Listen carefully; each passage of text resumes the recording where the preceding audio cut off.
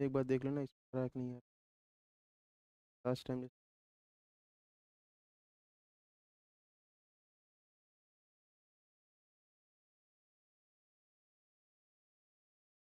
इसमें नहीं। Hello hello hello hello. आवाज़ आ रही है बच्चों?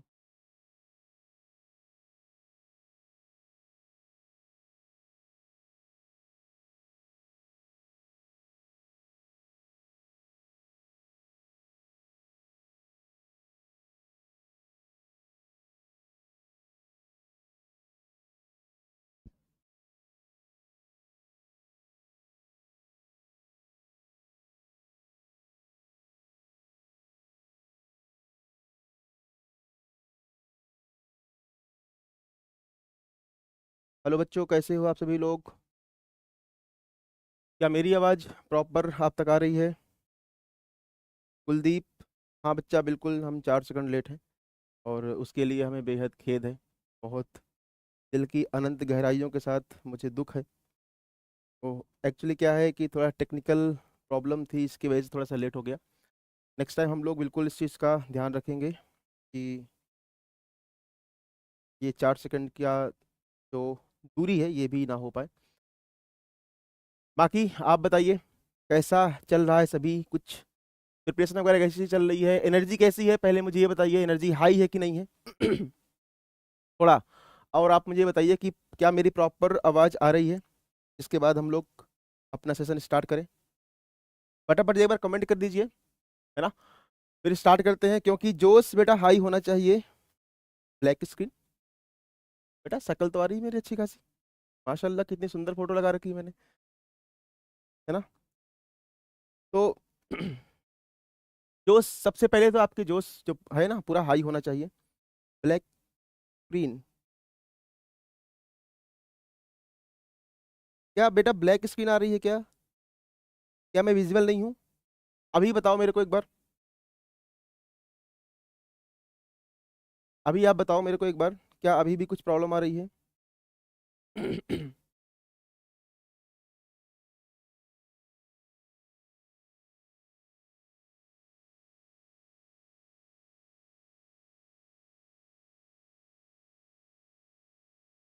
हिल हिलाई नहीं दे रहे हो?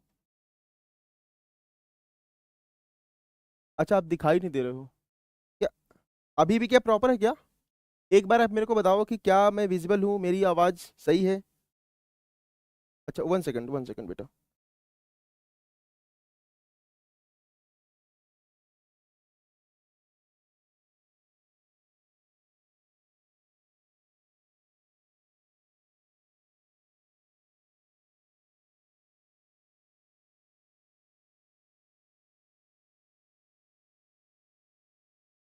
बच्चों मैंने तो चेक किया, अभी मेरे स्क्रीन में तो प्रॉपर दिख रहा है। देखो मैं आपको एक बार दिखा भी देता हूँ, प्रॉपर दिख रहा है, देखो देखो, मेरी शक्ल दिख रही है। आप बताओ एक बार, कमेंट करिए, फिर हम आगे चलते हैं। ऑडिबल हूँ, विजिबल हूँ, एक बार कमेंट करिए, फिर हम आगे चलते हैं।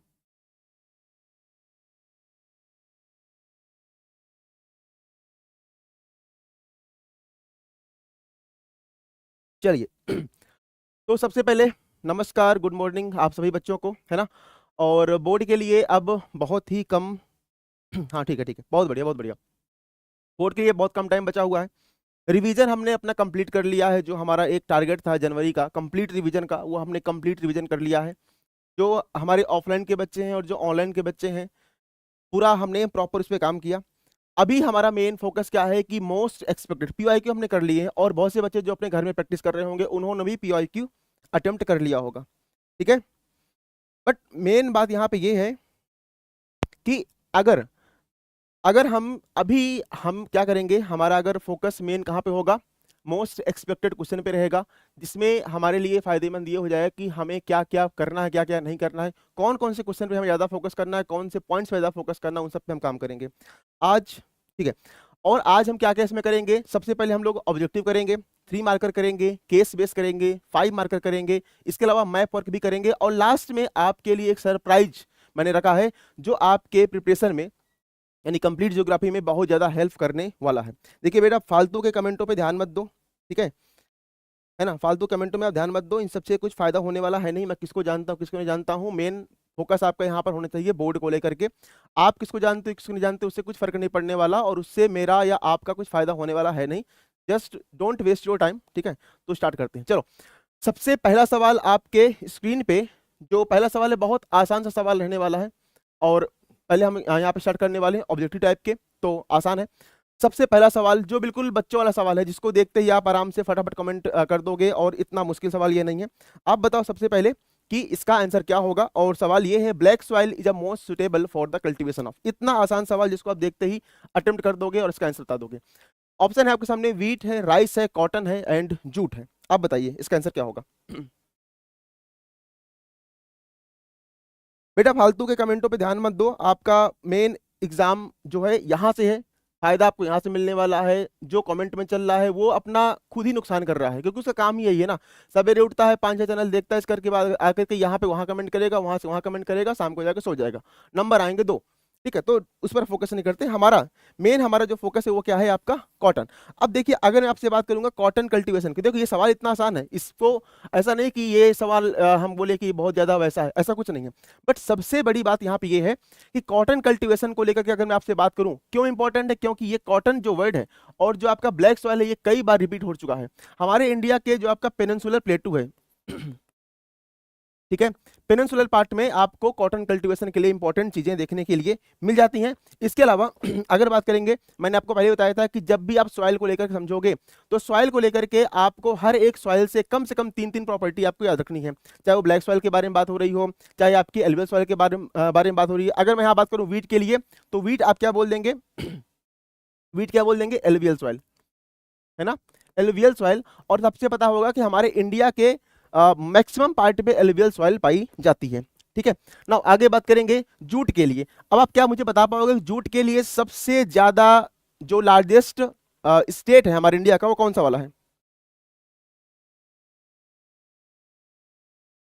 बिल्कुल टफ नहीं है बेटा, लेकिन बहुत आसान है। हम यहाँ से चीजों को एक बार समझने का प्रयास करेंगे। आगे आपको टफ सेक्शन मिलने वाला है, इसके लिए ज्यादा हीरो मत बनिए, मिलेगा, सब कुछ मिलेगा आपको।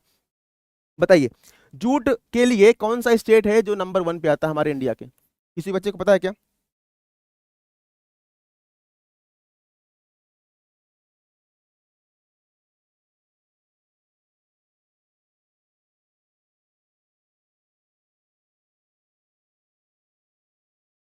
बताओ भाई, जूट के लिए अगर मैं आपसे बोलूंगा तो क्या हो जाएगा आपका, वेस्ट बंगाल हो जाएगा। क्या हो जाएगा बेटा आपका, वेस्ट बंगाल हो जाएगा, ठीक है। बहुत बढ़िया, बहुत बढ़िया कुलदीप, वेस्ट बंगाल हो जाएगा, बहुत अच्छे। चलो नेक्स्ट क्वेश्चन देखते हैं, आसान सवाल था। नेक्स्ट क्वेश्चन ये बताइए, सवाल ये है which rivers basin has the largest catchment area in India. देखो ये मत सोचना सर ये सवाल इतने आसान है, ये अभी लल्लू से सवाल है, बच्चों वाले सवाल है, क्या करा रहे हो। एक बार लल्लू सवाल कर लो, फिर आपको ऐसे सवाल मिलने वाले हैं ना कि आपका जो मन है वो खुश हो जाएगा, आ जाएगा मजा कि भाई ज्योग्राफी में इससे बाहर कुछ और हो नहीं सकता, ठीक है। बताओ सबसे ज्यादा कैचमेंट एरिया। अब आप बोलोगे कि सर ये वाला सवाल कैसे हो सकता है। देखो जब हम डैम पढ़ते हैं, जब रिवर पढ़ते हैं, जब स्टेट पढ़ते हैं, तो सम टाइम ऐसे सवाल भी पूछा जा सकता है, क्योंकि आपको पता है वो जो ट्रेंड था, जो पुराना ट्रेंड था, जहां से ये आया करता था कि भाई सिंपल सवाल दे दिया और आ गया। अब आजकल के ट्रेंड में चीजें कहाँ से निकाल के दे रहा है वो भी आपको समझना जरूरी है। तो यहाँ बताइए इसके लिए कौन सा आंसर हो सकता है, गंगा। बहुत बढ़िया है रोनाल्डो बेटा, गंगा इसका आंसर हो जाएगा, बहुत अच्छे। इसका आंसर क्या हो जाएगा, गंगा हो जाएगा। और आपको पता है गंगा हमारे इंडिया के सबसे ज्यादा लार्जेस्ट आपकी रिवर है, जिसकी अगर कोई बोले कि लेंथ कितनी है तो 25 है ना, 25 किलोमीटर, ये इसका आंसर हो जाएगा। बिल्कुल हो जाएगा बेटा, गॉट रील्स। आप 100% स्कोर कर सकते हैं, इसमें कोई टफ नहीं है। देखो 20 नंबर का आपका स्कूल से आ जाएगा, बाकी 80 मार्क्स के लिए अगर आपने सही से प्रिपरेशन कर रखी है, और अभी भी आपके पास टाइम 14 डेज का है, अगर आप सही से सीरियस होकर के आप शुरू हो जाएंगे तो अभी भी आप अच्छा खासा स्कोर कर सकते हैं, ठीक है। ओके चलो नेक्स्ट क्वेश्चन बारे में बात करेंगे। ये बताइए which of the following is a renewable resources. Answer आप बताना, मैं आपको अभी आपके जो कमेंट से ले लूंगा।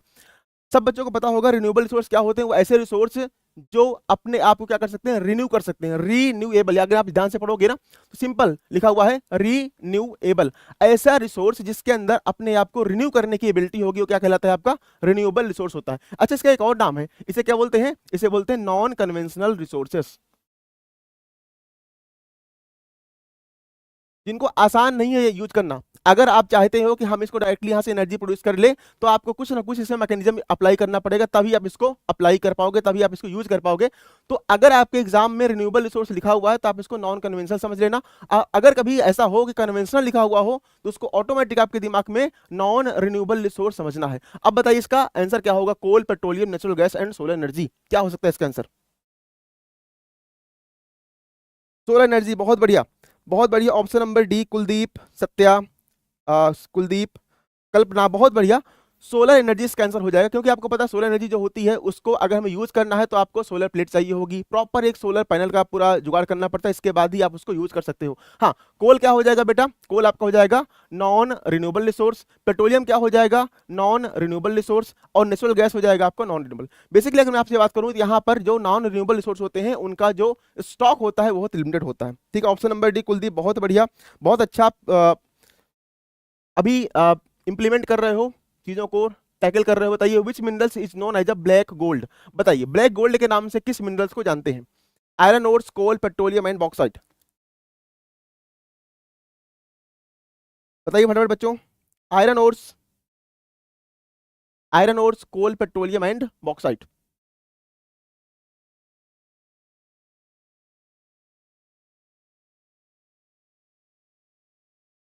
क्वेश्चन नंबर 4 का आंसर बताइए, which minerals is known as black gold?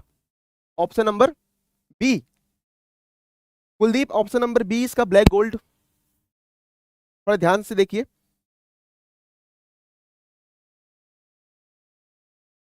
कोई बात नहीं पल्लवी बेटा, आप कितने भी लाइव हो इससे मैटर नहीं करता, आप अपने आप को कितना डेडिकेटेड होकर के चीजों को समझ रहे हो, रिवाइज कर रहे हो, वो ज्यादा मैटर करता है। एक लाइव है, 2 लाइव है, 10 लाइव है, 50 लाइव है, कितने लाइव है उससे कुछ भी मैटर नहीं करता। Option number B exactly black gold का आंसर ऑप्शन नंबर बी तो नहीं होगा, क्योंकि आपको पता, अगर आपने ध्यान से नहीं देखा, ये देखिए पेट्रोलियम, क्या है, पेट्रोलियम। पेट्रोलियम को ब्लैक गोल्ड बोलते हैं, क्यों बोलते हैं, क्योंकि ब्लैक गोल्ड, जैसे गोल्ड से आप बहुत सारे ऑर्नामेंट बना लेते हो, जैसे कभी जंजीर बना लिया, कभी आपने कुछ और बना लिया, कुछ भी बहुत सारे ऑर्नामेंट बना सकते हो, वैसे ही पेट्रोलियम से जो क्रूड ऑयल होता है वहां से बहुत सारी चीजें बनती हैं, पेट्रोल बनता है, डीजल बनता है, केरोसिन बनता है, इसके अलावा जब रोड बनती है तो वहां फिर हम उसको तारपीन वगैरह का यूज करते हैं। तो बेसिकली अगर देखा जाए तो ब्लैक गोल्ड कोल नहीं होता, ब्लैक गोल्ड आपका क्या होता है बेटा, पेट्रोलियम होता है। ये बहुत ही ज्यादा यूनिक सवाल है और आपको पता होना चाहिए, आसान सा है, बट अगर आपने ध्यान से नहीं देखा, अगर आप जल्दीबाजी में हो तो गलत कर सकते हो। ऑप्शन नंबर इसका सी होगा कुलदीप, बहुत बढ़िया कुलदीप, ऑप्शन नंबर इसका सी ही हो जाएगा। ठीक है, ध्यान देना, कोल के 4 टाइप होते हैं। पहला टाइप क्या होता है आपका, होता है एंथ्रासाइट, बिटुमिनस, लिग्नाइट और पीट।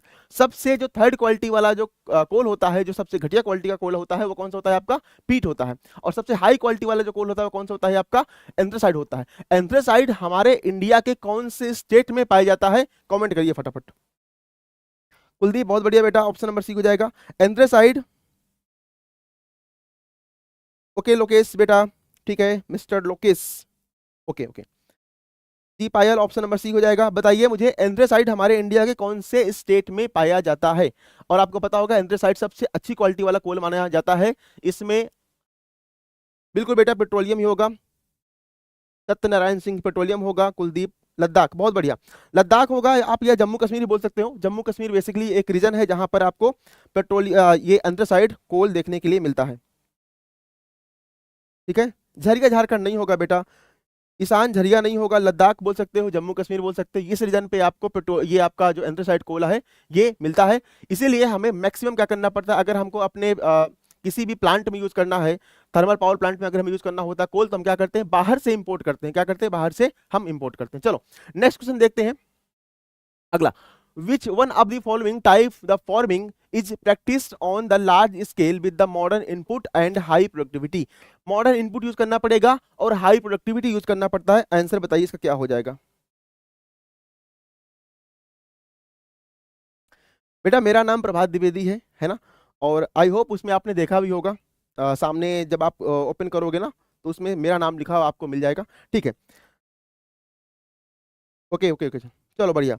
बताओ इसका आंसर क्या हो जाएगा। ये सवाल अच्छा है। Which one of the following type the following practice on the large scale. देखो हमने अभी तक पीवाईक्यू बहुत सारे सॉल्व कर लिए हैं, तो पीवाईक्यू बार बार करने से कोई लॉजिक नहीं है। अब हमको उन पर काम करना है जो मोस्ट रिपीटेड सवाल आ रहे हैं और जो मोस्ट एक्सपेक्टेड सवाल आ रहे हैं, उन पर हमें काम करना है। तो बताइए इसका आंसर क्या हो जाएगा, ऑप्शन नंबर क्या हो जाएगा। जी कुलदीप धन्यवाद। बताओ सत्यनारायण बेटा, ए ऑप्शन। नहीं नहीं, ए तो नहीं होगा इसका आंसर, ए नहीं होगा, थोड़ा ट्राई करो, आराम से पढ़ो क्या लिखा हुआ। Which type of forming practice on the large scale. पहली बात समझो, यहां से एक हिंट दिया है क्वेश्चन ने कि एक लार्ज स्केल पे हम इसको क्रॉप को ग्रो करते हैं। इसके अलावा इसको यूज करने के लिए हमें कोई मॉडर्न इनपुट चाहिए होता है और इससे हमें प्रोडक्टिविटी काफी हाई मिलती है। आंसर क्या हो सकता है, आंसर क्या हो सकता है। नहीं बेटा,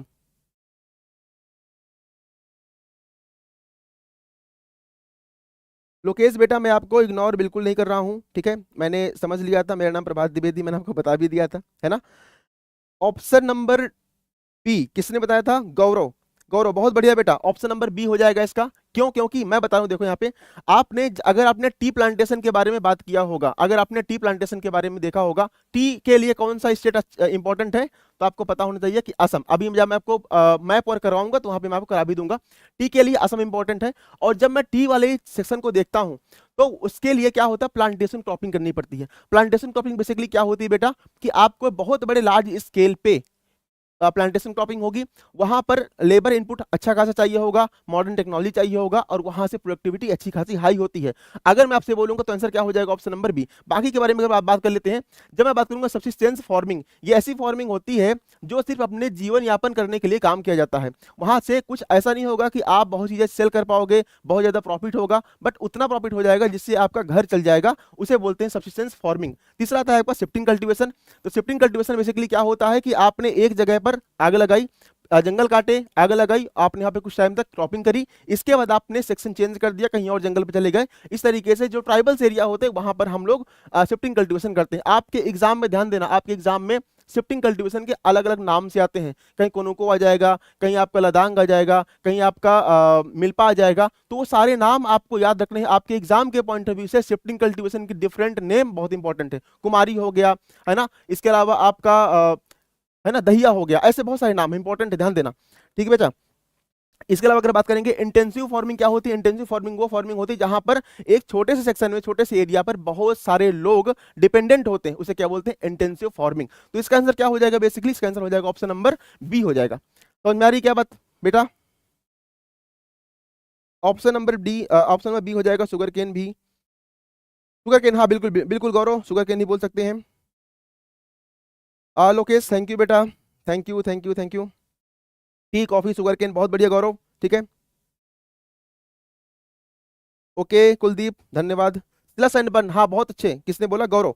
स्लस एंड बर्न भी बोलते हैं, शिफ्टिंग कल्टीवेशन का एक और नाम है स्लस एंड बर्न, नाम है, शिफ्टिंग कल्टीवेशन नाम है। और जितने मैंने अभी आपको नाम बताए हैं, लदांग, कोनुको, वेनेजुएला, ये सब कुछ नाम आपको अच्छे से याद कर लेना। आपके एनसीईआरटी में दिए हुए हैं 5-6, उनको याद कर लेना। कई बार क्या होता है, मैचिंग वाला सवाल आ जाता है, तो उसे मिस नहीं करना है, ठीक है। अनिल वर्मा, कोई बात नहीं बेटा, आप कहीं से पढ़ते हो उससे फर्क नहीं पड़ता है। यहाँ पर मैं ये नहीं कह रहा हूँ कि आप मेरी कोचिंग से जुड़ जाओ, या मैं बोलूँ कि आप ये करो, मैं कुछ नहीं बोल रहा हूँ, मैं जस्ट बोल रहा हूँ कि आपको प्रैक्टिस करनी है, आपको मैक्सिमम प्रैक्टिस करनी है। अगले आपके 14 या 15 डेज आप हमारे साथ बने रहिए, सेम टाइम में 11 बजे से हमारा रोज लाइव होगा। अलग अलग सब्जेक्ट को हम लोग प्रैक्टिस करेंगे, 2 घंटे 3 घंटे जितना टाइम तक टाइम लगेगा हम प्रैक्टिस करेंगे। साथ में बने रहिए, आप कहीं से पढ़ते हो डजेंट मैटर, बट आपको कंटेंट अपने आप को बार बार रिवाइज करना है बेटा, ठीक है। बेटा मैं कहीं पढ़ाता नहीं हूँ, बस यहीं पढ़ाता हूँ, इसी इसी इसी प्लेटफॉर्म पे ही आपको मिलूंगा, इसके अलावा मैं आपको और कहीं देखने के नहीं मिलूंगा सत्यनारायण बेटा, ठीक है। हाँ पेडो पेंडा वही वाला है ना, पंडा, तो पंडा कहाँ से हो जाएगा, आंध्र प्रदेश, याद है बेटा गौरव, पंडा आंध्र प्रदेश हो जाएगा। चाइना में मिले हम लोग, नहीं मैं चाइना नहीं गया बेटा, चाइना मुझे चाइनीज आती भी नहीं है, तो चाइना में कभी गया भी नहीं है बेटा। गॉट रील्स मैं आपको बता दूं, देखो 100% स्कोर करने के लिए आपको प्रैक्टिस करनी पड़ेगी, मैक्सिमम प्रैक्टिस करिए। दो तीन चीज समझ लीजिए, पीवाईक्यू कर लीजिए अच्छे से, इसके अलावा जो आपके मॉडल पेपर हैं उन्हें कर लीजिए। जितने ज्यादा आपके अलग अलग प्रैक्टिस सेक्शन चल रहे हैं उन पर भी आपको मैक्सिमम फोकस करना पड़ेगा, वहां से आपका काम काम बन जाएगा। बिल्कुल बेटा कुलदीप, अगर मिलेंगे तो बिल्कुल बताएंगे। ओके हाँ पायल मैंने समझ लिया बेटा।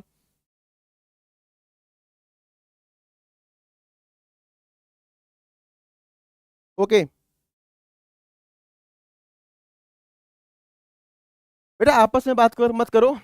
हेलो बोलने से कुछ नहीं होने वाला बेटा। एग्जाम में ना आपका माइंड और ये जो सामने पेपर्स हैं, क्वेश्चन है, इन पर फोकस करना पड़ेगा। तुम कहाँ से हो, तुम कहाँ से हो, ये व्यवहार मत बनाओ। और अब चल रहा है एंड टाइम, तो एंड टाइम में व्यवहार बनाने से काम नहीं चलेगा। पापा बहुत मारेंगे बेटा अगर नंबर नहीं आए ना। तो पापा ये बोलेंगे बेटा कितना तुमने हेलो किया, 12 घंटे तुमने पढ़ाई करी लाइव में बैठ करके, लेकिन नंबर क्यों नहीं आए? क्यों? क्योंकि मैं हेलो कर रहा था। तो इससे हेलो से फायदा नहीं होगा। चलो अगला सवाल आपके सामने ये आ गया। असर्शन बेस्ड रीजन जो सवाल होते हैं अच्छे खासे आते हैं आपके एग्जाम के लिए, और नया ट्रेंड बन चुका है। अब वो वाले सवाल गए जो पीछे हमने देखे थे ना, इस टाइप के सवाल अब कम आते हैं। आपको मेन फोकस करना ऐसे सवालों पे, असर्शन बेस्ड रीजन पे आपको प्रैक्टिस मैक्सिमम करनी है ताकि चीजें गलत ना हो पाए। बताइए, resources are not equally distributed over the earth. ठीक है, रीजन क्या है? All resources are found only in the developed country. बताइए इसका आंसर क्या हो जाएगा? बहुत प्यारा सवाल है और बहुत अच्छा सवाल है बेटा। सत्यनारायण, मैं अजमेर से अभी प्रेजेंट टाइम में हूँ, बट हमें हमारी जो ब्रांचें हैं बाकी और डिफरेंट डिफरेंट लोकेशन पे भी हैं। ठीक है, ओके, ऑप्शन नंबर सी। हाँ, question number, Gaurav, option number C, dancing shorts. नाम का खतरनाक खतरनाक आप रखते हो, dancing short, Ishan. Option number C सही है। तो ऑप्शन नंबर सी है इसका आंसर हो जाएगा। अब बहुत आसान सवाल है, मैं आपको देखो पहले बता दूं ऐसे क्वेश्चन को टैकल करने का तरीका क्या होता है।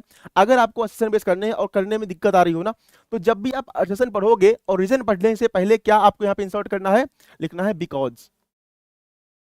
जितने मेरे बच्चे हैं जिनको मैं रेगुलर उनसे मिलता रहता हूं उनको पता है। तो क्या करना है आपको, बिकॉज यहाँ पे इंसर्ट करो, इसके बाद चीजें दोबारा से पढ़ो। देखो, resource are not equally distributed over the, बात सही है। रिसोर्स पूरे इंडिया में या पूरे वर्ल्ड में एक जैसा नहीं है, अलग अलग जगह पे अलग अलग रिसोर्सेज आपको देखने के लिए मिलता है। बिकॉज, क्योंकि all resources are found only in developed country. तो अगर डेवलप्ड कंट्री में भाई मिलता है रिसोर्स, तो हमारा इंडिया क्या गरीब चल रहा है? ऐसा नहीं है ना। हमारे इंडिया में तो बहुत सारा रिसोर्स है, हमारे यहाँ डायमंड मिलता है, हमारे यहाँ बाकी आयरन ओर्स, एल्युमिनियम सब कुछ मिलता है। तो ये तो बिल्कुल स्टेटमेंट गलत है, देखते ही काट देंगे। ऐसे कैसे हो सकता है? हमारे इंडिया का खाली थोड़ी ना, हमारा इंडिया बहुत ज्यादा रिच है, कभी सोने की चिड़िया हमारे इंडिया को बोला जाया करता था। तो ऑप्शन नंबर इसे काट देंगे। ऑप्शन नंबर क्या हो जाएगा? ए ट्रू एंड और आर इज फॉल्स। ठीक है,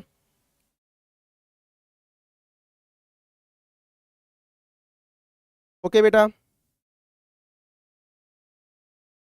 चलो अगला सवाल देखते हैं।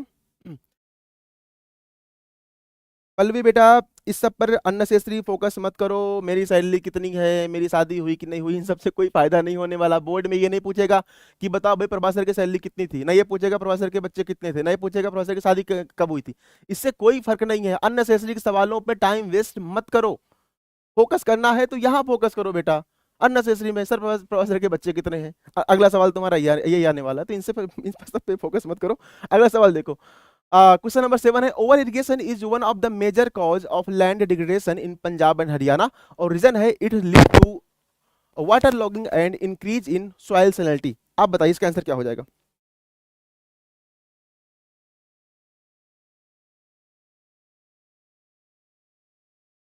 बेटा फुल एसएसटी आपको चैनल पे मिल जाएगी, आप एक बार चेक करिए, वहां पे आपको सब कुछ मिल जाएगा। हाँ सत्यनारायण, ओके बेटा।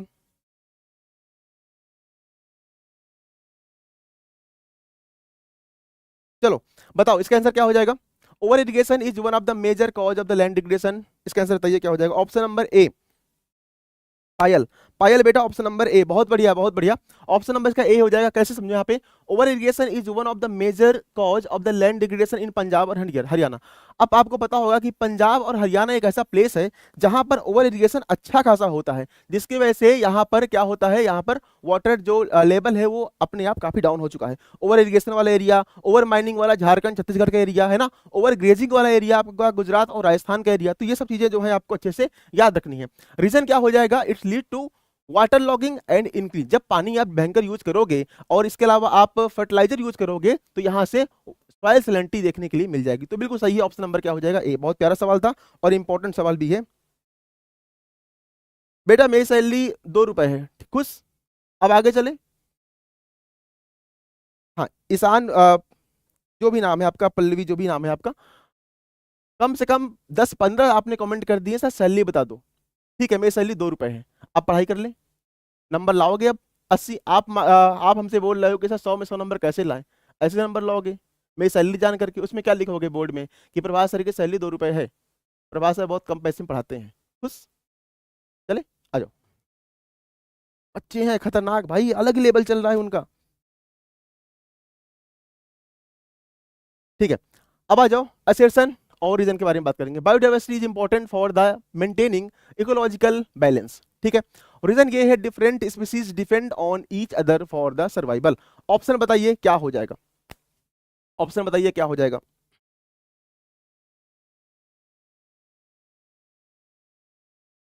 ठीक है बेटा, ऋतिक बिल्कुल रख दिया। ऋतुराज सत्यनारायण, ओके बेटा ऋतुराज। ठीक है बेटा। 2 रुपए, 2 रुपए भाई, बहुत गरीब हूँ यार मैं, बहुत गरीबी में पढ़ा रहा हूँ, परेशान मत करो, चलिए इधर आ जाओ। ठीक है बताओ, बायोडाइवर्सिटी इसका आंसर बताओ क्या हो जाएगा। ऑप्शन नंबर क्वेश्चन नंबर 8 का आंसर बताओ।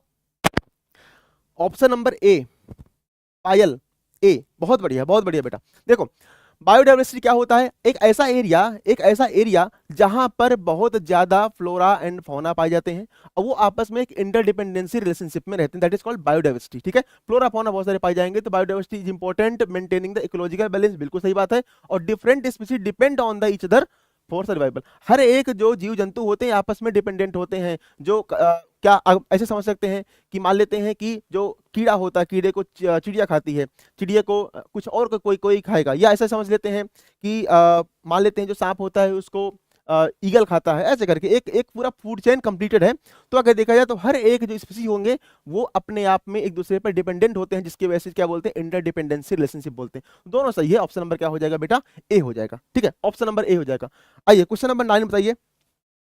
ऑप्शन नंबर ए, बहुत बढ़िया Hrithik, option number A. Pallavi dancing A, Monty option number A. Kuldeep option number, ये क्या है, ये कौन सा ऑप्शन हो गया, ओके। थैंक यू बेटा ऋतिक, थैंक यू बेटा Ritik for your love and affection. चलो अगला सवाल बताइए। Water scarcity in India is caused only by low rainfall, okay. और रीजन ये दिया है over exploitation and mismanagement of water also led to scarcity. Option बताइए इसका क्या हो जाएगा।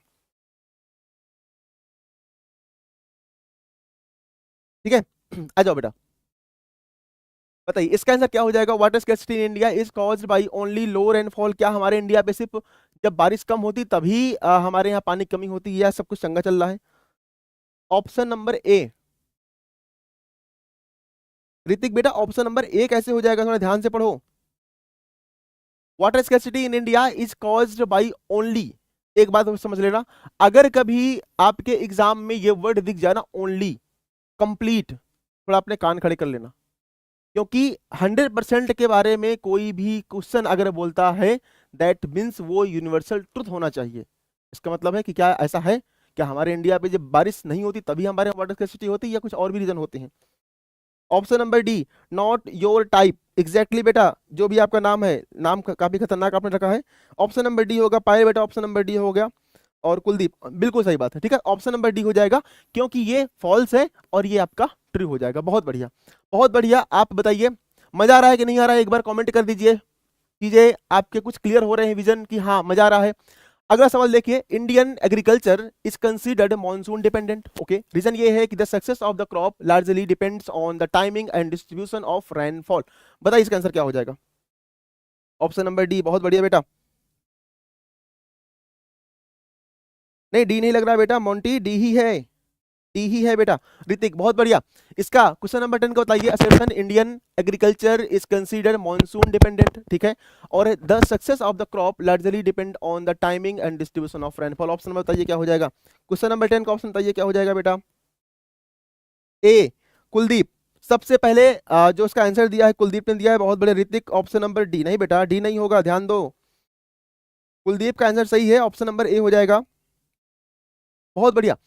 देखो अगेन मैं फिर से बोल रहा हूं, जब भी कभी असेशन बेस सीजन में आएगा तो आपको यहां पर क्या लिखना है बेटा, प्यार से लिखना बी कॉज। क्या लिखना है, बी कॉज लिखोगे ना, बी कॉज। तो Indian agriculture is considered monsoon dependent, बिल्कुल सही बात है। जो हमारा इंडिया का एग्रीकल्चर पार्ट होता है वो बेसिकली मॉनसून पर डिपेंडेंट होता है, जो आपका जून पे आएगा, केरला को एस्टिमेट करेगा, पूरी कहानी हम पहले से 9th में पढ़ चुके हैं। रीजन क्या है, the success of crop largely depend on the timing and distribution of rainfall. भाई भले ही हम लोग अपने ट्यूबवेल पे डिपेंडेंट होते हैं, बट मेनली हमारा डिपेंडेंसी कहां पर होता है, रेनफॉल पे डिपेंडेंसी होता है। अगर बारिश ना हो उस साल, तो क्रॉप अच्छी नहीं होगी। भले ही आपके पास कितने ट्यूबवेल हो, भले ही आपके पास कितना भी वाटर रिजर्व रखा हो, बट उसके लिए बेसिकली आपको रेनफॉल पे डिपेंड होना ही पड़ेगा। क्या हुआ, कुछ बेटा दिक्कत आ रही है क्या माइक में? कुलदीप बेटा कुछ माइक में दिक्कत आ रही है क्या? नॉट योर टाइप, नहीं बेटा नहीं पहचान पाया मैं। सत्यनारायण बेटा आपको इग्नोर बिल्कुल नहीं कर रहा हूँ। Okay Bharatpur Hrithik, option number A बिल्कुल सही बात है, ऑप्शन नंबर ए हो जाएगा। चलो अब अगला देखो, यहाँ पे एक और है आपके सामने है, minerals are non renewable resources, ठीक है, और रीजन दिया हुआ है they take millions of year to form. 11 question number 11 का आंसर बताइए क्या हो जाएगा। कुलदीप बेटा अभी माइक सही आ रहा है क्या?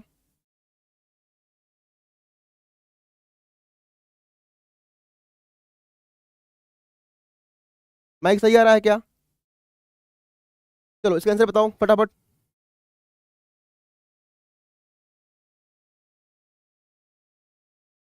ऑप्शन नंबर डी, बेटा क्या कर रहे हो आप? Kuldeep Hrithik option number D कैसे हो जाएगा, थोड़ा ध्यान से पढ़ो। देखो ये नहीं बोल रहा है, आप इसे फॉल्स नहीं बोल सकते। Minerals are non renewable resources, मैं मानता हूं कि मिनरल आपका रिन्यूएबल भी होता है, नॉन रिन्यूएबल दोनों होता है, लेकिन अगला पढ़ो, अगर मैं इसे गलत कर दूंगा, अगर मैं गलत कर दूंगा तो ये किसके बारे में लिखा हुआ है, they take millions of year to form. They take कौन, किसके बारे में बात हो रही है? ये हो रही है किसके बारे में, ये बात हो रही है आपका नॉन रिन्यूएबल के बारे में। तो अगर आप इसे गलत कर रहे हो तो आपको इसको भी गलत करना पड़ेगा। यहां पे क्या हो रहा है, यहां पर इसने क्वेश्चन अधूरा दिया है, मानता हूं क्वेश्चन क्या दिया, अधूरा दिया है।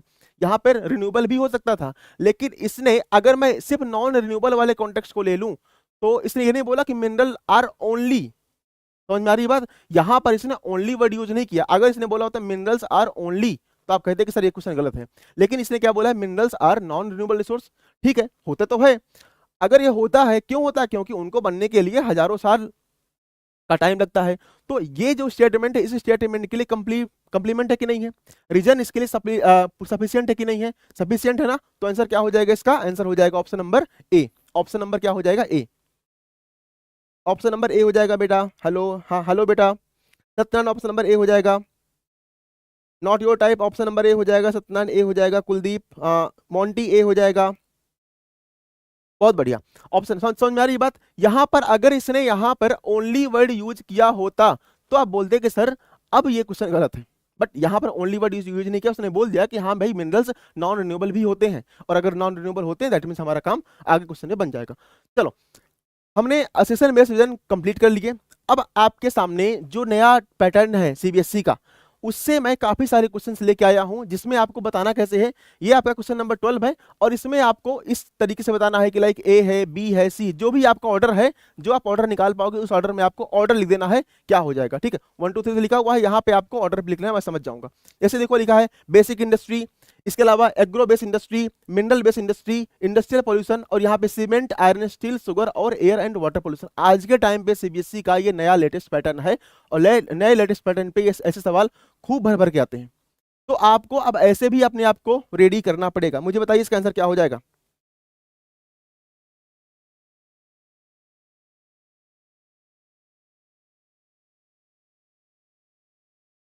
बताओ बेटा, बताओ इसका आंसर क्या हो जाएगा।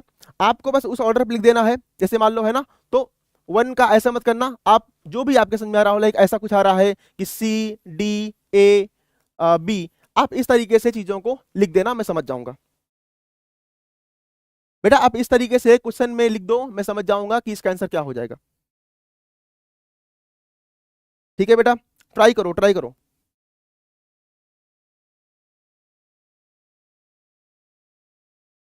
ऐसे समझ लो, जैसे मान लो यहाँ पे लिखा हुआ है, कुछ भी आप करके देखो एक बार। जैसे मान लो यहाँ पे लिखा हुआ है, तो यहाँ पे 1 2 3 4, बस आपको आंसर लिख देना नीचे। मान लेते हैं आपके सी हो रहा है, ये डी हो रहा है, ये ए हो रहा है, ये बी हो रहा है, तो बस आपको ये टाइप करना है कमेंट में, आपको बस ये टाइप करना है इस टाइप से। बताओ, नॉट योर टाइप, 1 का 1। ओके ध्यान से करो बेटा।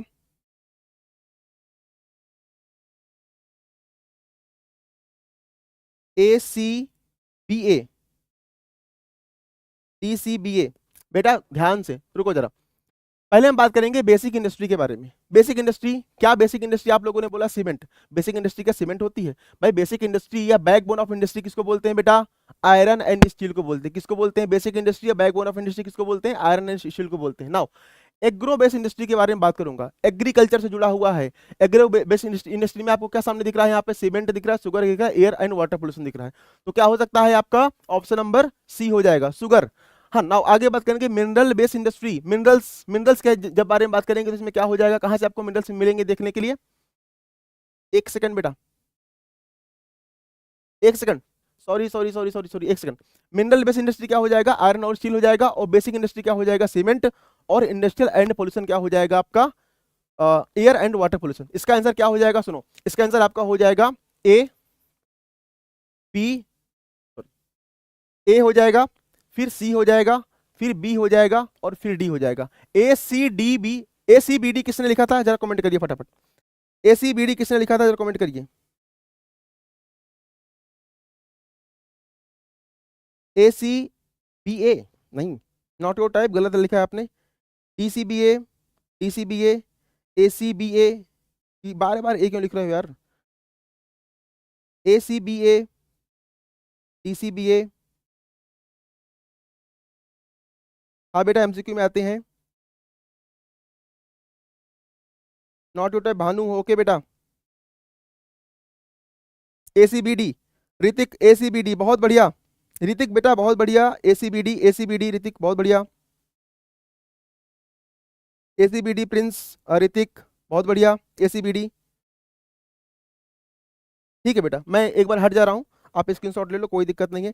एसीबीडी का आंसर समझ में आ गया ना? बेसिक इंडस्ट्री सीमेंट हो जाएगा, एग्रो बेस इंडस्ट्री क्या हो जाएगा? शुगर हो जाएगा, minerals base industry iron and steel हो जाएगा, और आपका इंडस्ट्रियल पोल्यूशन क्या हो जाएगा? Air and water pollution. समझ में आ गया?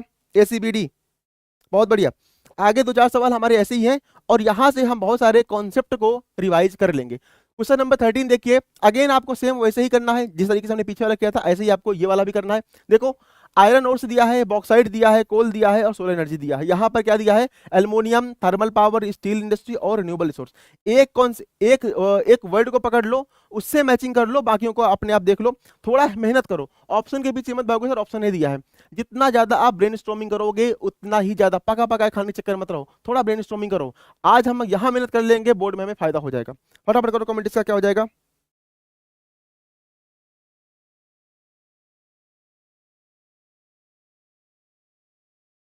बेटा भानु कौन कैसे जानता है? यहाँ पर आओ, क्वेश्चन नंबर 13 का बताओ बेटा, आंसर क्या हो जाएगा? फटाफट कमेंट करो फटाफट बेटा। रुद्र, आकाश, क्या क्या बातें कर रहे हो आपस में बैठ के बेटा? कमेंट करिए, इसका आंसर क्या हो जाएगा? आसान सवाल है। आयरन ओर्स हो गया, बॉक्साइट हो गया, कोल हो गया, सोलर एनर्जी। देखते हैं कौन बच्चा है जो फटाफट आंसर करेगा और सबसे पहले आंसर करेगा। मैं साइड हो जा रहा हूँ ताकि आप लोग आराम से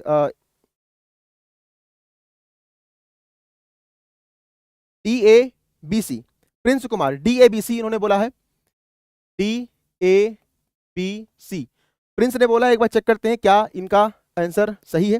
देखिए, जब मैं बात करूंगा आयरन ओर्स के बारे में तो सब बच्चों को पता है। देखो, सबसे पहले पकड़ते हैं हम बॉक्साइट। बॉक्साइट क्या हो जाएगा? एल्युमिनियम। बॉक्साइट क्या हो जाएगा बेटा? एल्युमिनियम। इसके अलावा अगर मैं बात करूंगा क्या आयरन ओर्स के बारे में, तो क्या हो जाएगा आपका? स्टील इंडस्ट्री हो जाएगा। ओके। कोल के बारे में बात करें, कोल के लिए क्या चाहिए होता है? थर्मल पावर प्लांट में coal as a fuel use करते हैं। और आ जाएगा सोलर एनर्जी, क्या होती है बेटा? रिन्यूएबल एनर्जी होती है। मतलब कि अगर मैं आपसे बोलूं तो इसका क्या हो जाएगा? सी, इसके अलावा ए, फिर बी, और फिर क्या हो जाएगा? D. C A B D इसका सही आंसर हो जाएगा। थोड़ा बेटा आप चूक गए, डी, क्योंकि ए बी आपने सही किया था, सी और डी में आप थोड़ा सा चूक गए थे। आंसर क्या हो जाएगा? C A B D. Hrithik Kumar, C A B D बहुत बढ़िया है। भक्त, सी ए बी डी, भक्त बहुत बढ़िया बेटा, बहुत अच्छा कर रहे हो आप। ठीक है। प्रिंस थोड़ा सा आपने मिस कर दिया, बाकी सब कुछ सही था। थोड़ा सा आपने मिस कर दिया, बाकी बढ़िया आपने किया था। ट्राई करो, जितना कम गलतियां करोगे बेटा उतना ही अच्छा रहेगा। मैं एक बार साइड हो जा रहा हूँ फटाफट। आकाश त्यागी, सी ए बी डी बहुत बढ़िया, बहुत बढ़िया खेल रहे हो आप बेटा। एक बार कमेंट करिए, मजा आ रहा है कि नहीं आ रहा है? सत्यनारायण, सी ए बी डी बहुत बढ़िया, बहुत बढ़िया, बहुत बढ़िया।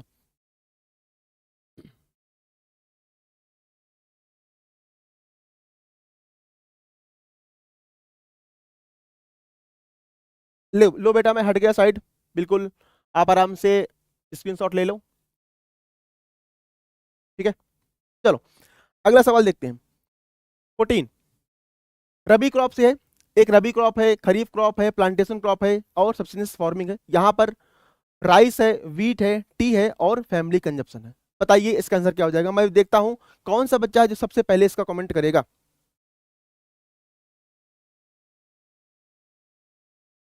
बिल्कुल बेटा कुलदीप, परेशान मत हो, मैं अगले क्वेश्चन से हट जाऊंगा।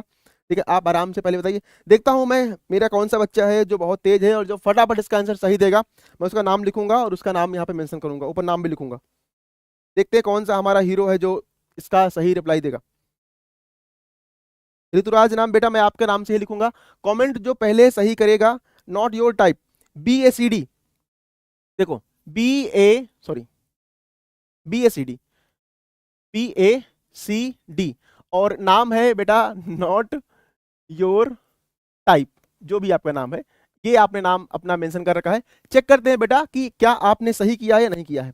देखो सबसे पहले मैं बात करूंगा रबी क्रॉप। रबी क्रॉप के लिए कौन सी मानी जाती है, वीट मानी जाती है। ठीक है, तो क्या हो जाएगा आपका बी हो जाएगा। खरीफ क्रॉप के लिए क्या मानी जाती है बेटा, राइस मानी जाती है, तो ए हो जाएगा। प्लांटेशन क्रॉप के लिए क्या हो जाएगा, टी मानी जाती है, तो सी हो जाएगा। और सब्सिस्टेंस फार्मिंग यानी कि फैमिली कंजप्शन के लिए तो ऑप्शन क्या हो जाएगा डी। तो BACD। बहुत बढ़िया, नॉट योर टाइप, बहुत बढ़िया बेटा, आपने बहुत अच्छा अपना ट्राई किया और बिल्कुल सही आपने ट्राई किया, BACD। लो बेटा पूरा हट चुका हूं। BACD है बेटा कुलदीप, ABCD नहीं है, BACD है। नॉट योर टाइप में सही किया था, BACD। नॉट योर टाइप बेटा आपका रियल नाम क्या है, ये तो आपने पता नहीं कौन सा नाम लिखा है, BACD। बहुत बढ़िया। Saurabh BACD, Monty BACD, Hrithik BACD, बहुत बढ़िया, बहुत अच्छा आपने ट्राई किया। और ये यही तरीका होता है, क्वेश्चन करने का तरीका यही होता है।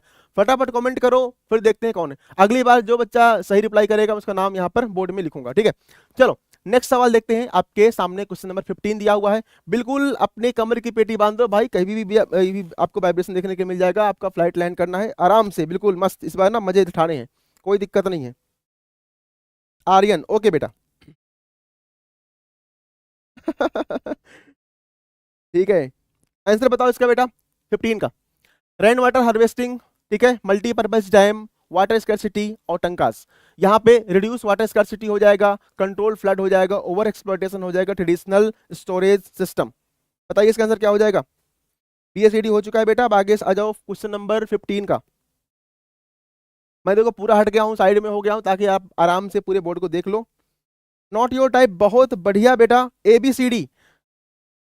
भक्त भी ABCD, गीता ABCD और दीपक CABD। देखो बहुत से बच्चों ने अगेन लेकिन स्टार्टिंग किया नॉट योर टाइप ने, फिर से नाम मैं लिखूंगा ABCD। चेक करते हैं कि सही है कि नहीं सही है। जब बात करूंगा रेन वाटर हार्वेस्टिंग, तो रेन वाटर हार्वेस्टिंग बेसिकली क्यों करते हैं, ताकि हमें वाटर की जो स्कैर्सिटी है उसे हम कम कर पाए। मल्टीपर्पज डैम क्या होता है, उससे जो है जो फ्लड है उसे कंट्रोल करने के में काफी हेल्प मिलती है। वाटर स्कैर्सिटी क्या होता है, क्योंकि ओवर एक्सप्लॉयटेशन आप रिसोर्स करते हो। और लास्ट में अगर टंकास, टंकास क्या होता है, ट्रेडिशनल शॉर्टेज स्टोरेज आपका सिस्टम, पानी आप इकट्ठा कर लेते हो, वहां से भी आप सप्लाई करते हो। तो बेसिकली अगर सही बताऊं तो इसका आंसर क्या हो जाएगा, अगेन फिर से ABCD। बहुत बढ़िया, नॉट योर टाइप बेटा, बहुत बढ़िया आपने इसका रिप्लाई किया। एक बार चेक करता हूं कौन कौन से बच्चे हैं जो हमारे धुआंधार खेल रहे हैं। ABCD, कुलदीप ABCD बहुत बढ़िया, सत्यनारायण ABCD बहुत बढ़िया। इसके अलावा नॉट योर टाइप तो हो गया है, Bhakt ABCD, Prince Monty ABCD, Prince भी हाँ, कुलदीप ABCD, रैना हेयर ABCD, नितिन ABCD। ठीक है, ABCD, Deepak Singh ABCD, Prince Kumar ABCD। बहुत बढ़िया, बहुत बढ़िया खेल रहे हो आप। मजा आ रहा है कि नहीं आ रहा है, एक बार कमेंट करिए। क्वेश्चन करने में मजा आ रहा है, कॉन्सेप्ट की क्लैरिटी हो रही है कि नहीं हो रही है। ये सभी क्वेश्चन बेटा मोस्ट एक्सपेक्टेड क्वेश्चन है, यहाँ से 1 मार्क्स का क्वेश्चन आने का पूरा पूरा चांस है, मिस नहीं करना है। ठीक है, नाउ अगला क्वेश्चन देखते हैं। क्वेश्चन नंबर 16 देखते हैं इस बार कौन हमारा धुरंधर है जो सबसे पहले कमेंट करेगा। ठीक है, आपके सामने देखो क्या लिखा हुआ है, reserve forest protected forest, unclassed forest और वाइल्ड लाइफ कंजर्वेशन। यहाँ पे क्या लिखा है, least restriction forest, maximum protection, some restrictions and protection of species. बताइए आंसर क्या हो जाएगा, फटाफट देखते हैं पहला हमारा हीरो कौन है जो कमेंट करेगा।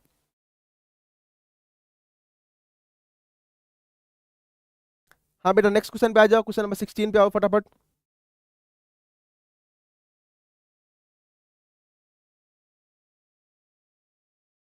देखते हैं सबसे पहला सवाल का इस जवाब का कौन देता है।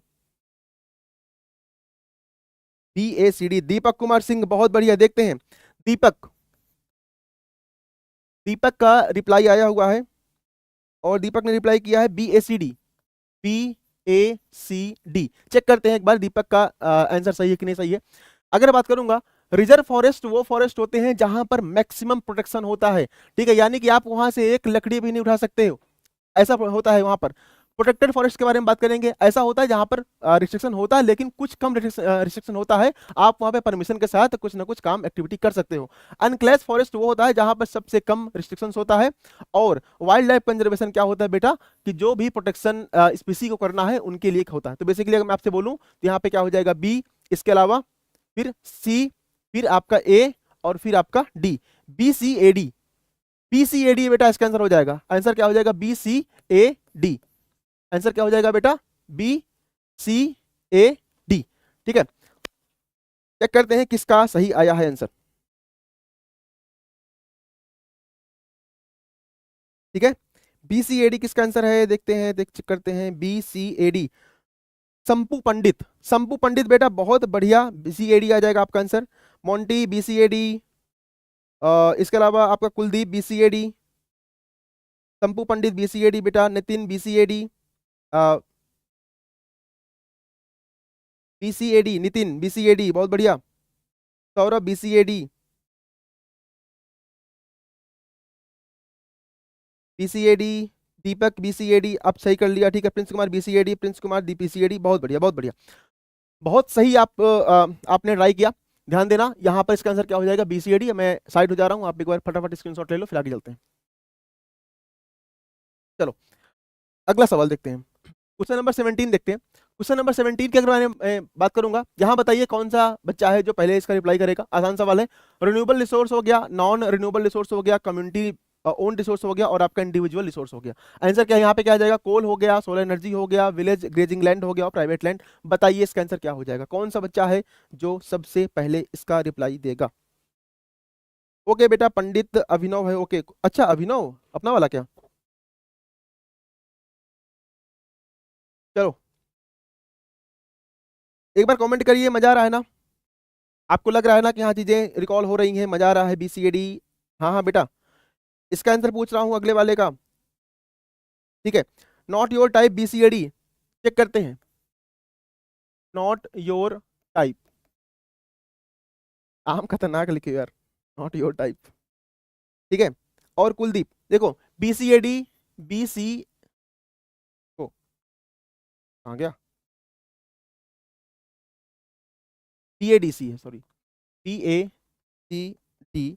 और कुलदीप की अगर बारे में बात करेंगे, कुलदीप ने लिखा है ABCD। चेक करते हैं, चेक करते हैं बेटा।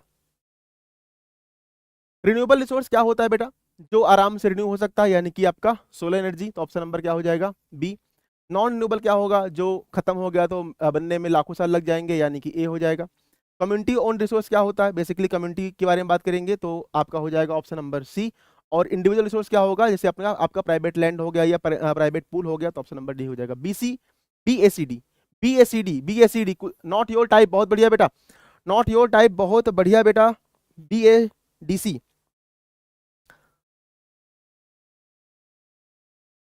मोंटी BADC, बहुत बढ़िया।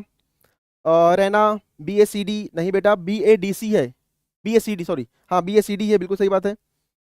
इसके अलावा not your type Nitin, Saurabh, संपू पंडित, रैना, सौरभ, बहुत बढ़िया बेटा।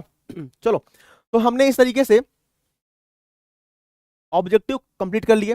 अब हमारे सामने जो सेक्शन आने वाला वो है आपका 3 मार्कर टाइप के। अब एक बार आराम से थोड़ा सा रुक जाओ, 3 मार्कर टाइप से हम समझेंगे किस टाइप से क्वेश्चन बनते हैं, आंसर राइटिंग कैसे करते हैं और अपने आप को और कैसे पॉलिश कर सकते हैं, क्या क्या हमें कंटेंट वहां डालना होता है। देखो ये आपके तरह का बच्चा है ना, परेशान हैरान सा सर्दी में सोच रहा है कि यार पढ़ना पड़ेगा, ये पढ़ाई किसने बनाई है, काश ये पढ़ाई ना बनाई होती और मैं आराम से रजाई के अंदर मस्त एकदम, क्या नींद आती, मजा आ जाता। नहीं बेटा बिल्कुल, सर भूल गए हैं क्या मुझे, नहीं बेटा बिल्कुल नहीं भूला हूं आपको, बिल्कुल आप मेरे को याद हो, ठीक है।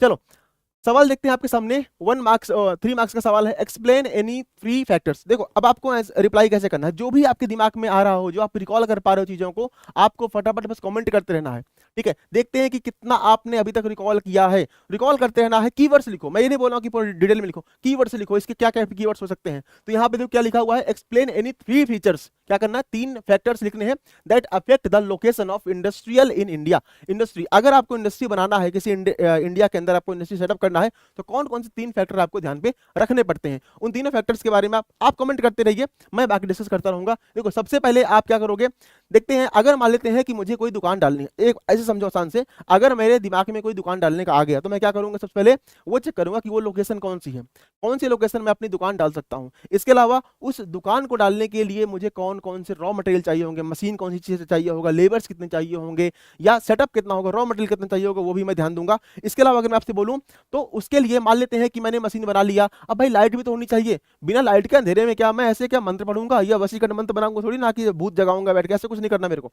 तो मुझे क्या चाहिए होगा, लाइट भी चाहिए होगा, पावर सप्लाई भी चाहिए होगी मुझे, तो पावर सप्लाई को भी आपको ध्यान पे रखना पड़ेगा। इसके अलावा क्या करना पड़ेगा कि मान लेते हैं कि मैंने बिस्किट बना लिया या मैंने कुछ भी बना लिया, तो उसको बनाने के बाद मैं कैसे कैसे उसको यहां से वहां तक ट्रांसपोर्ट करूंगा। तो पहला काम, आपके पास रॉ मटेरियल कितना है, दूसरा काम पावर सप्लाई कैसी आ रही, तीसरा काम ट्रांसपोर्टेशन, और चौथा काम जो भी आपने गोल बनाया है वो गोल आपका नेशनल डेवलपमेंट गोल से मैच करता है कि नहीं करता है। ये सारे फैक्टर्स आपको अपने माइंड पे रखना है, ठीक है, ठीक है। प्राइमरी सेकेंडरी टर्सरी, नहीं बेटा नहीं बेटा नहीं बेटा नहीं बेटा, भूत आएंगे, भूत नहीं आएंगे बेटा, क्या नाम है आपका, क्रोजिन HQ, भूत नहीं आएंगे बेटा, आप ही आओगे और अच्छे से आप 80 में 80 नंबर लेके आओगे, ठीक है, तभी आप बोलना कि हाँ सर मजा आ गया, ठीक है बेटा।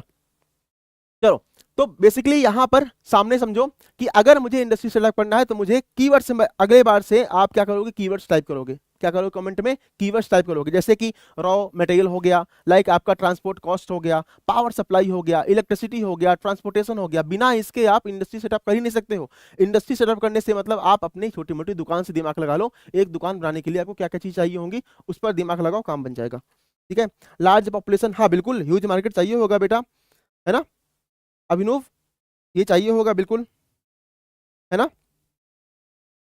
चलो तो समझ में आ गया क्या क्या चाहिए होगा आपको, रॉ मटेरियल पहला, दूसरा पावर सप्लाई, तीसरा आपको ट्रांसपोर्टेशन फैसिलिटी चाहिए होगा, ये 3 हो गया। इसके अलावा नेशनल डेवलपमेंट गोल से मैच करना है, उन सब के बारे में भी आपको दिमाग में रखना पड़ेगा, ठीक है। बहुत बढ़िया, मैं चाहता हूं हर बच्चा जब नेक्स्ट टाइम हमसे मिले आफ्टर बोर्ड, तो वो ये कहे कि सर मजा आ गया, 75 प्लस मैं लेके आया हूँ या आई हूँ, और सर ये मिठाई का डिब्बा है और सर ये आप खा लो, अब मैं डेफिनेटली उसको खाना चाहूंगा। चलो अगला सवाल, describe any 3 method of rain water harvesting in India, ठीक है। तो 3 नंबर का सवाल है, और ये सवाल मोस्ट, ये जितने भी सवाल मैं करा रहा हूं ये सिर्फ बेटा मोस्ट एक्सपेक्टेड है, ये सवाल आ सकते हैं, दिमाग में सेट कर लेना, ये आपको सवाल इनमें से कोई ना कोई सवाल या मैक्सिमम सवाल आपको देखने के लिए मिल जाएंगे, इसलिए बोल रहा हूं ध्यान से सीरियस होकर पढ़ाई करना, हंसी मजाक अपनी जगह है, बाकी हमें चीजों को लेके आगे चलना है। यहां बताइए कि अगर मैं आपसे बोलूं कि मुझे रेन वाटर हार्वेस्टिंग करना है, तो उसके लिए मुझे कौन कौन से 3 मेथड्स यूज कर सकते हैं। हमने बोर्ड में पढ़ा है, हमने एनसीईआरटी में अच्छे से पढ़ा है, कौन कौन से सकते हैं, फटाफट कमेंट करिए, फटाफट आप कमेंट करिए, देखते हैं कौन कौन से बच्चे सही कमेंट कर पा रहे हैं। या मैं ये नहीं बोल रहा हूं कि जो यहाँ पे पीछे आपको दिख रहा है बस वही कमेंट करना है, तो आप कुछ नया भी कमेंट कर सकते हो, कुछ आप अलग जो आपको लगता है कि हाँ सर ये यूनिक हो सकता है, ये वाला पॉइंट भी हम इसमें ऐड कर सकते हैं, वो वाला भी बताइए, बताइए फटाफट बेटा। देखो सबसे पहले आपको पता है ना, रेन वाटर रूफटॉप हार्वेस्टिंग हमने पढ़ा था, तमिलनाडु वगैरह पे मैंडेटरी कर दिया गया था, टंकाज अपने राजस्थान वगैरह पे होते हैं, तो इस तरीके से कमेंट करिए, बताएं। हाँ रूफटॉप बोला, क्रोजिन बेटा बिल्कुल सही बोल रहे हो, सत्यनारायण बेटा कमेंट करो बेटा, कमेंट करो कमेंट करो, स्कूल में पढ़ाऊं ना पढ़ाऊं वो सब मत सोचो, इस सब पे कुछ मत नहीं, कुछ भी नहीं रखा हुआ बेटा। देखो जब मैं 3 फैक्टर्स के बारे में बात करता हूं, तो पहला फैक्टर्स क्या है, देखो roof top rain water harvesting, आपको पता है कि बेसिकली ये आपके तमिलनाडु वगैरह पे, अगर मैं तमिलनाडु बोलूं तो तमिलनाडु वगैरह पे इसको मैंडेटरी कर दिया गया है, ठीक है। टंकाज वगैरह राजस्थान वगैरह में यूज करते हैं, राजस्थान में जहां पर बहुत कम पानी रहता है, वाटर स्कैसिटी ज्यादा रहती है, तो वहां पर हम इनको यूज करते हैं। इसके अलावा डैम्स वगैरह बनाना पड़ेगा, मल्टीपर्पज प्रोजेक्ट बनाने पड़ेंगे, जिसकी वजह से भी आप क्या कर सकते हो, रेन वाटर हार्वेस्टिंग कर सकते हो। डैम, छोटे छोटे जो आपके डैम बनते हैं, आपको आपने देखा होगा कि वहां पर जो हिमाचल प्रदेश वगैरह पे जो डैम बनते हैं, उन सब के छोटे छोटे जो डैम बनते हैं, डाइवर्जन चैनल बनते हैं, वेस्ट बंगाल में आपने देखा होगा डाइवर्जन चैनल बनाए जाते हैं, तो इस तरीके से भी आप कर सकते हो। कैचमेंट एरिया, बहुत बढ़िया क्रोजन, कैचमेंट एरिया। हाँ निखिल कुमार, गुड मॉर्निंग बेटा, गुड मॉर्निंग। वर्मा समर बेटा, एसएसटी कुछ भी वीक नहीं है, जैसे मैं बोल रहा हूँ आप साथ में बने रहिए, रिवीजन करते रहिए, काम बन जाएगा। बाकी अगर आप हमारे चैनल पर जाओगे, जिसपे हम अभी लाइव ले रहे हैं, वहाँ पे बहुत सारा कंटेंट आपको देखने के लिए मिल जाएगा। अभिनव, डाइवर्जन चैनल, खदिंस, बैम्बो रेन वाटर हार्वेस्टिंग, बहुत बढ़िया अभिनव, बहुत बढ़िया बेटा। ठीक है, बस यही चाहता हूँ आप ऐसे ही कमेंट करो, जैसे अभी अभिनव ने कमेंट किया वैसे ही आपको कीवर्ड्स बस लिखने हैं। अभी हम 5 मार्क करेंगे, वहां भी आपको कीवर्ड्स लिखेंगे, क्योंकि आपको ये क्या बोलते हैं, ये कमेंट बॉक्स में आप पूरी मुझे कॉपी नहीं दिखा सकते हो। अगर मैं चाहता तो मैं बोलता हूँ, अगर हो सके आप मेरे सामने आ पाते ना, तो मैं डेफिनेटली आपकी कॉपी देखता, बट अभी नहीं हो सकता है, तो जो हो सकता है हम उस पर काम करेंगे। कीवर्ड्स लिखे जैसे अभिनव ने लिखा है, ये बहुत बढ़िया है ना। चलो अगला सवाल देखते हैं। Question number 3, explain 3 difference between conventional and non conventional. या इसी में कई बार ना वो थोड़ा खेलता है, बोलेगा रिन्यूएबल एंड नॉन रिन्यूएबल। आप बताइए 3 मेथड, 3 चीजें जो डिफरेंसेस हैं वो आपको बताना है। ठीक है बेटा, कमेंट करो इसमें आपके दिमाग में 3 वो फैक्टर्स कौन कौन से आ रहे हैं जिसकी वजह से हम चीजों को कर सकते हैं। 3 नंबर का है ना। आपको मैंने बताया था कि अगर 3 मार्क्स में आएगा डिफरेंसेस आ रहा है तो आपको 3 इधर करना पड़ेगा, 5 मार्क्स में आएगा तो 5 इधर करना पड़ेगा। बताओ फटाफट कमेंट करो।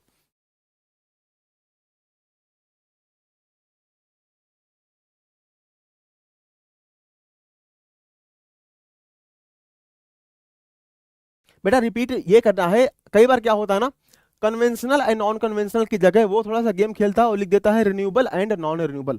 तो रिन्यूएबल नॉन रिन्यूएबल लिखे, कन्वेंशनल नॉन कन्वेंशनल लिखे, बात दोनों एक ही है। आपको मैंने बताया था कि जो कन्वेंशनल हो जाएगा वो नॉन रिन्यूएबल होता है, और जो नॉन कन्वेंशनल होता है वो आपका रिन्यूएबल रिसोर्स होता है। तो दोनों सेम ही है, बस हल्का सा नॉन का फर्क है और कुछ नहीं है। ठीक है। स्वीट हार्ट कुमार, B3P, नाम क्या खतरनाक लगते हो आप लोग। Conventional energy is in the exhaustible and renewable. नहीं बेटा, कन्वेंशनल एनर्जी आपका नॉन रिन्यूएबल होता है, एग्जॉस्टेबल होता है, बिल्कुल आप सही बोल रहे हो, बट अब क्या होता है आपका नॉन रिन्यूएबल होता है। ठीक है, सोलर एनर्जी हो जाएगा, conventional energy is exhaustible and non, हाँ ठीक है बिल्कुल। तो बेसिकली अगर मैं बोलूं कन्वेंशनल क्या हो जाएगा, कन्वेंशनल क्या होगा, ऐसा जो खत्म हो सकता है। कन्वेंट है, जल्दी यूज कर लोगे खत्म हो जाएगा। अरे लड्डू रखा हुआ है घर पे, लड्डू आपने खा लिया खत्म हो गया, एग्जॉस्ट हो गया, तो ऐसा कन्वेंशनल। ठीक है, और अगर कन्वेंशनल होगा, लाइक कोल है, कोल को जलाओगे तो उससे क्या निकलेगा, पॉल्यूशन निकलेगा। तीसरा पॉइंट क्या है आपका, और ये ट्रेडिशनल है, यानी कि लंबे टाइम से चला आ रहा है, इसीलिए तो हम इसको चेंज करना चाह रहे हैं, हम चाहते हैं कि हम अल्टरनेटिव पे जाएं। इस तरीके से आपका हो जाएगा, और नॉन कन्वेंशनल जैसे इसका अपोजिट हो जाएगा। एग्जाम्पल अगर आप दे सको मुझे, कुछ बच्चों थोड़ा मुझे बताओ एग्जाम्पल, दोनों के एग्जाम्पल मुझे आप एक बार दो, एटलीस्ट दो दो एग्जाम्पल दोनों के दे दो फटाफट। कमेंट देखते हैं कौन सा बच्चा सबसे पहले मुझे एग्जाम्पल देता दोनों के। सत्या ठाकुर, थैंक यू बेटा। सत्यनारायण, सोलर एनर्जी, विंड, बहुत बढ़िया। सोलर एनर्जी, अगर विंड के बारे में बात करेंगे तो क्या हो जाएगा आपका ऑप्शन इस वाले में, सोलर एनर्जी एंड विंड हो जाएगा। अच्छा इसके अलावा और बताओ मुझे, कन्वेंशनल क्या बताना जरा, कोई एग्जाम्पल देखते हैं कौन सा बच्चा सबसे पहले मुझे एग्जाम्पल देता है। सत्यनारायण ने बता दिया सोलर एनर्जी और विंड, बहुत बढ़िया बेटा, बहुत बढ़िया। सत्या ठाकुर, बहुत बढ़िया बेटा। Petrol and coal, Anshika Rawat, बहुत बढ़िया बेटा। Petrol and coal, Anshika Rawat, मैं नाम भी लिखना चाहूंगा यहाँ पे, अंशिका। अंशिका बेटा ने सही रिप्लाई यहाँ पे दिया है, और सत्यनारायण ने, बहुत बढ़िया बेटा, बहुत बढ़िया। ठीक है, चलो नाउ, अब हमने बखूबी 3 मार्क्स के भी क्वेश्चन कंप्लीट कर लिए। अगला हमारा जो सेगमेंट है वो कौन सा है, केस बेस्ड स्टडी का। तो केस बेस्ड स्टडी में अब आपके अंदर क्या, आप मुझे एक बार बताइए, फिर हम आगे चलते हैं। मुझे आप एक बार बताओ, कॉन्फिडेंस आ रहा है कि नहीं आ रहा है, कॉन्फिडेंस आ रहा है कि नहीं आ रहा है, एक बार बताओ, फिर हम आगे चलते हैं। प्लास्टिक वाटर सीवेज, बहुत बढ़िया। अभिनव, पेट्रोल, बहुत बढ़िया, बहुत बढ़िया, बहुत बढ़िया, मजा आ रहा है। अंशिका टॉपर है, कोई बात नहीं बेटा, आप भी टॉपर बन जाओगे, इसमें क्या दिक्कत हो रही है। केस बेस्ड स्टडी पे हम जाने वाले हैं, इस सेगमेंट पे पहुंचने वाले हैं। आप मुझे बताइए इसमें आपको मजा आ रहा है, अभी तक मजा आ रहा है कि नहीं आ रहा है। हाँ बेटा हो गया सत्यनारायण, सत्य ठाकुर बेटा सही है बिल्कुल। टाइडल एनर्जी, हेलो सर, हाँ हेलो बेटा। सिद्धार्थ कुमार, हेलो बेटा, हेलो बेटा। जो लास्ट तक, सुनो एक और चीज समझ लो, जो लास्ट तक टिकेगा, जो लास्ट तक मेरे साथ टिकेगा, मैं उसके लिए एक सरप्राइज मैंने प्लान कर रखा है। लास्ट में आपको एक सरप्राइज मिलने वाला है, और वो सरप्राइज ऐसा है कि उसमें एक ही पेज में पूरा क्रक्स है, पूरा क्रक्स आपके सामने आ जाएगा, कि आपको मजा आ जाएगा कि अरे सर यही तो हम ढूंढ रहे थे इतने टाइम से, कि कौन से चैप्टर से कैसा क्या कैसा कहां से आता है। एक चैप्टर वो लास्ट में मिलेगा, लेकिन उसके लिए आपको लास्ट तक बने रहना पड़ेगा, मेरे साथ बने रहना, आपको लास्ट में सरप्राइज डेफिनेटली मिलने वाला है। चलो चलते हैं। पहला सवाल आपके सामने है केस बेस्ड स्टडी से, ये सवाल आपके सामने है, पढ़ते हैं आराम से, आप भी पढ़ो, और फिर इसकी हम रिप्लाई करेंगे। यहाँ पे आपके सामने 5 सवाल हैं, देखते हैं। Resources are essential for human survival. जो रिसोर्स होता है वो ह्यूमन सर्वाइवल के लिए बहुत इंपॉर्टेंट होता है, इकोनॉमिक डेवलपमेंट के लिए यानी कि हमारे जीने के लिए, और पैसा कमाने के लिए, दोनों के लिए रिसोर्स का होना बहुत जरूरी होता है। बिना रिसोर्स के कुछ हो पाएगा क्या भला? आपके सामने कैमरा लगा हुआ रिसोर्स है, तभी तो हम बात कर पा रहे हैं। अगर रिसोर्स नहीं होता है, माइक नहीं होता, तो कहाँ से बात कर पाते? नहीं कर पाते ना। How indiscriminate use of resources, जो हम रिसोर्स को इनडिस्क्रिमिनेट यूज कर रहे हैं, यानी किसी के पास ज्यादा रिसोर्स है, किसी के पास कम रिसोर्स है, has led to problem such as the land degradation. ठीक है बात। डिप्लीशन ऑफ रिसोर्स, रिसोर्स खत्म भी हो रहे हैं, बात बिल्कुल सही बात बोल रहा है। सस्टेनेबल डेवलपमेंट फोकस, जो सस्टेनेबल डेवलपमेंट होता है किस पर फोकस करता है? Careful use of resource to the present needs and without compromise the future requirement. ये आपके सामने पूरा एक स्टेटमेंट दिया हुआ है। अब इसके देखते हैं हम क्या, हम देख लेंगे इसके कौन कौन से क्वेश्चन है। पहला क्वेश्चन देखते हैं, what is the meant by resource. Resource का मतलब क्या होता है? रिसोर्स का मतलब क्या होता है? गिफ्ट में पेपर, ठीक है। मोदी जी को फोन करो, क्या मोदी जी पेपर देंगे एसएसटी का? बताओ, what is the meant by resource. Resource का मतलब क्या होता है? अगर आपसे पूछो कि रिसोर्स का मतलब क्या होता है, क्या कहोगे आप रिसोर्स का मतलब?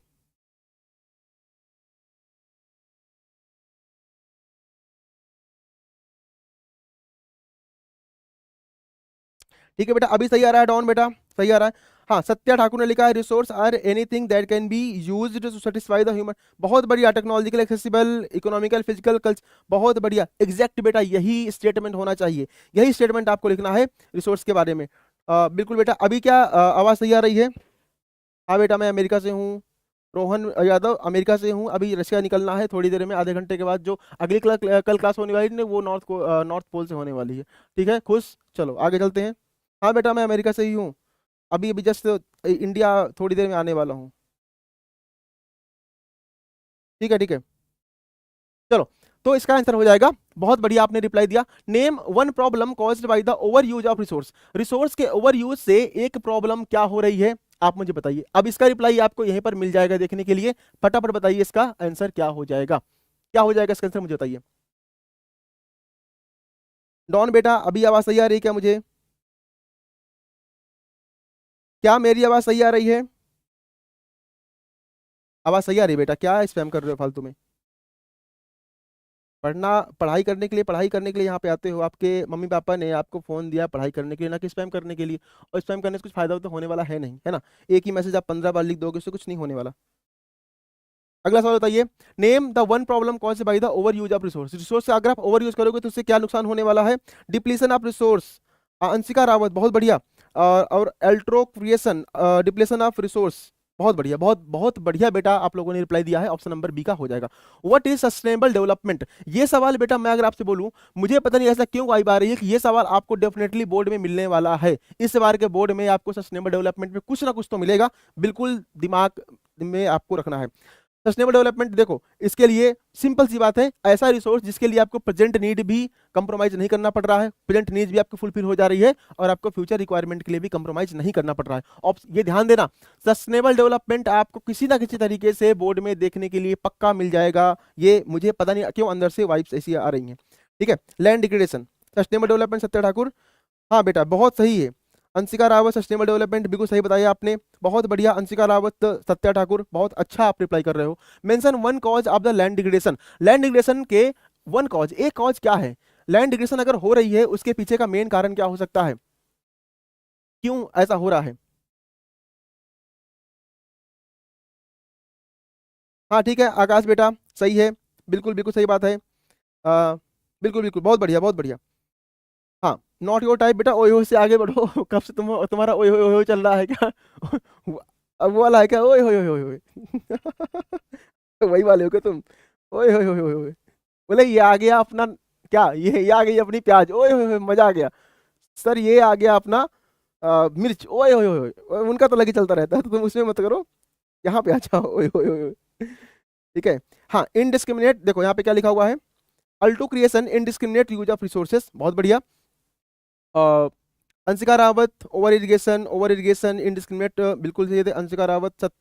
Satya Mishra, over agriculture over irrigation. Akash Tyagi, over irrigation. बहुत बढ़िया बेटा, आप लोगों ने इसका रिप्लाई किया। And last, why is the resource planning necessary in India, हमारे इंडिया पे रिसोर्स को प्लान करने की रिक्वायरमेंट क्यों है, उसके बारे में बताइए फटाफट। हमारे इंडिया पे रिसोर्स, अब देखो ये सवाल, देखो सुनो, ये वाला सवाल जो है ना, ये लास्ट वाला और ये लास्ट वाला, जो आपको डराया जा रहा है ना यूट्यूब पे कि भैया कॉम्पिटेंसी बेस्ड क्वेश्चन आने वाला है, तूफान मचा देंगे, तहलका आ जाएगा, ऐसा कुछ क्वेश्चन नहीं है। ये 3 सवाल, ये 1 2 3, ये सवाल तो आपको यहाँ से मिल गए। ये 2 सवाल आपको नहीं मिलेंगे यहाँ से, क्यों? क्योंकि ये है आपकी कॉम्पिटेंसी बेस्ड क्वेश्चन। अब उसके लिए जिस बच्चे ने रिसोर्स एंड डेवलपमेंट का चैप्टर पढ़ा होगा एनसीईआरटी से, बस वही कर पाएगा। तो अब बताइए इसमें डरने की रिक्वायरमेंट कहाँ है? हमने तो अच्छे खासा पढ़ लिया है, हमारे तो कॉन्फिडेंस इस समय छलक रहा है बाहर, तो हमें डरने की रिक्वायरमेंट नहीं है। ठीक है बेटा, चलो बहुत बढ़िया। Alto creation, uneven distribution of resources, बहुत बढ़िया। Not your type to preserve themselves the future generation, ये बेटा आप कहाँ से बता रहे हो? अल्टो क्रिएशन ने बिल्कुल सही बोला है कि हमारे इंडिया में क्या है, वो अनइवन डिस्ट्रीब्यूशन है, इसलिए हमें रिसोर्स को क्या करना पड़ेगा, हमें रिसोर्स को प्लान करने की रिक्वायरमेंट है। चलो बहुत बढ़िया। अगला आपके सामने एक और है, ये अगला सवाल सवाल देखो, बताओ बेटा।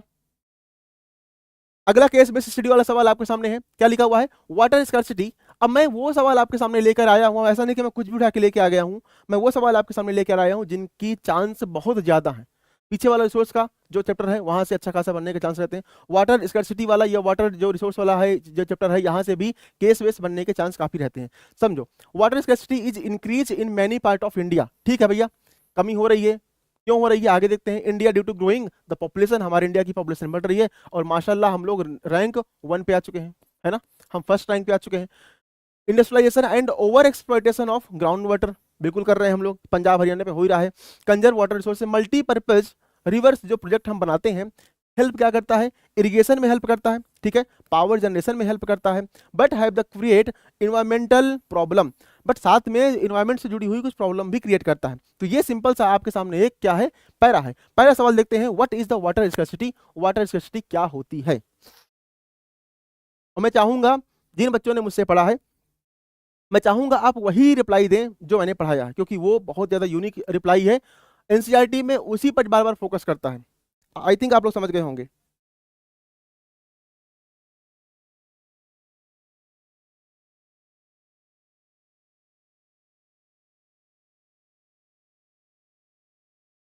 Not your type, shortage of water in area,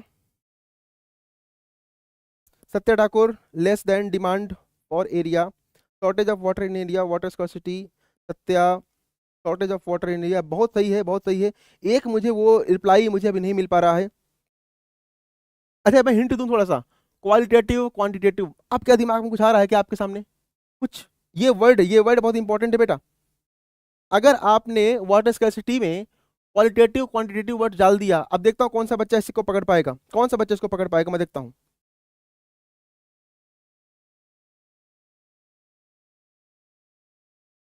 मैं उसका नाम लिखूंगा जो बच्चा मेरे इस हिंट को पकड़ पाएगा। देखता हूँ कौन सा बच्चा इस हिंट को पकड़ पा रहा है। निर्देश यादव, हेलो बेटा, रिप्लाई करो फटाफट। वाटर स्कैर्सिटी, वाटर स्कैर्सिटी के बारे में बात हो रही है।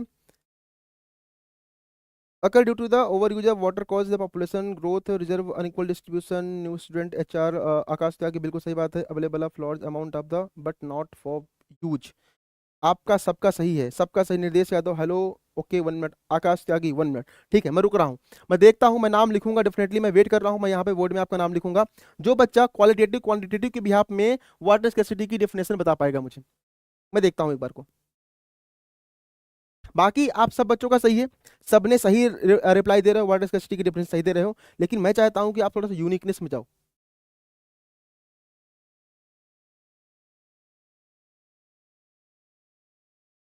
देखो, चलो छोड़ो, बात ऐसी है,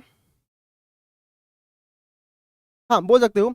अगेन वही वाली बात है जिससे अभी किसने लिखा था मुझे, नॉट योर टाइप ने लिखा, अब अवेलेबल इन लार्ज अमाउंट, ठीक है, यानी कि क्वांटिटी में बहुत सारा है लेकिन क्वांटिटी में कम है, क्वांटिटी में आप उसको यूज ही नहीं कर सकते हो, तो क्वालिटी में आपके पास क्वालिटी कमी है, क्वांटिटी में बहुत सारा गंदा पानी है, नाले का पानी है बहुत सारा भरा हुआ, लेकिन आप उसको यूज नहीं कर सकते, तो वो भी आपका वाटर स्कैर्सिटी का मतलब ये नहीं होता कि पानी है ही नहीं, वाटर स्कैर्सिटी ऐसा होता है कि वो यूजेबल वाटर नहीं है। बिल्कुल आप सब बच्चों ने सही इसका रिप्लाई दिया। अगला सवाल देखो, mention one cause of the water scarcity, water scarcity के पीछे का एक कारण क्या है, सिंपल सा रिप्लाई है और आपके इसी पैरा में से उसका जवाब मिल जाएगा। एक बार फटाफट देख के बताओ कि वाटर स्कैर्सिटी का एक कॉज क्या है। Shortage of water, imbalance of demand, बहुत बढ़िया बहुत बढ़िया शिव करण सिंह यादव, बिल्कुल आपने सही बोला है। वाटर स्कैर्सिटी के पीछे का एक कारण क्या है मुझे बताओ। Over alto creation, over exploitation of ground water, बिल्कुल बहुत बहुत बढ़िया बहुत बढ़िया। अल्टू क्रिएशन बिल्कुल सही आपने बोला है। ये सत्या ठाकुर ने बिल्कुल ये अब लिखा है आपने, बहुत सही। क्वालिटेटिव वाटर स्कैर्सिटी, बहुत बढ़िया सत्या ठाकुर, हेड्स ऑफ, बहुत बढ़िया, बहुत अच्छी आपने मेहनत कर रहे हो। I am proud of you बेटा, I am proud of you. तो बेटा बेसिकली क्या क्या हो जाएगा इसका आंसर आपका, ठीक है, ग्रोइंग पॉपुलेशन बोल सकते हो, ओवर एक्सप्लॉयटेशन बोल सकते हो, अनइवन डिस्ट्रीब्यूशन बोल सकते हो, बहुत बढ़िया बेटा। नाउ थर्ड आते हैं, name one method of water conservation, water conserve करने के लिए आपके पास एक मेथड क्या है, क्या कर सकते हो, ये भी आपके पैरा से ही उठा हुआ है। सत्या ठाकुर बहुत बढ़िया बेटा।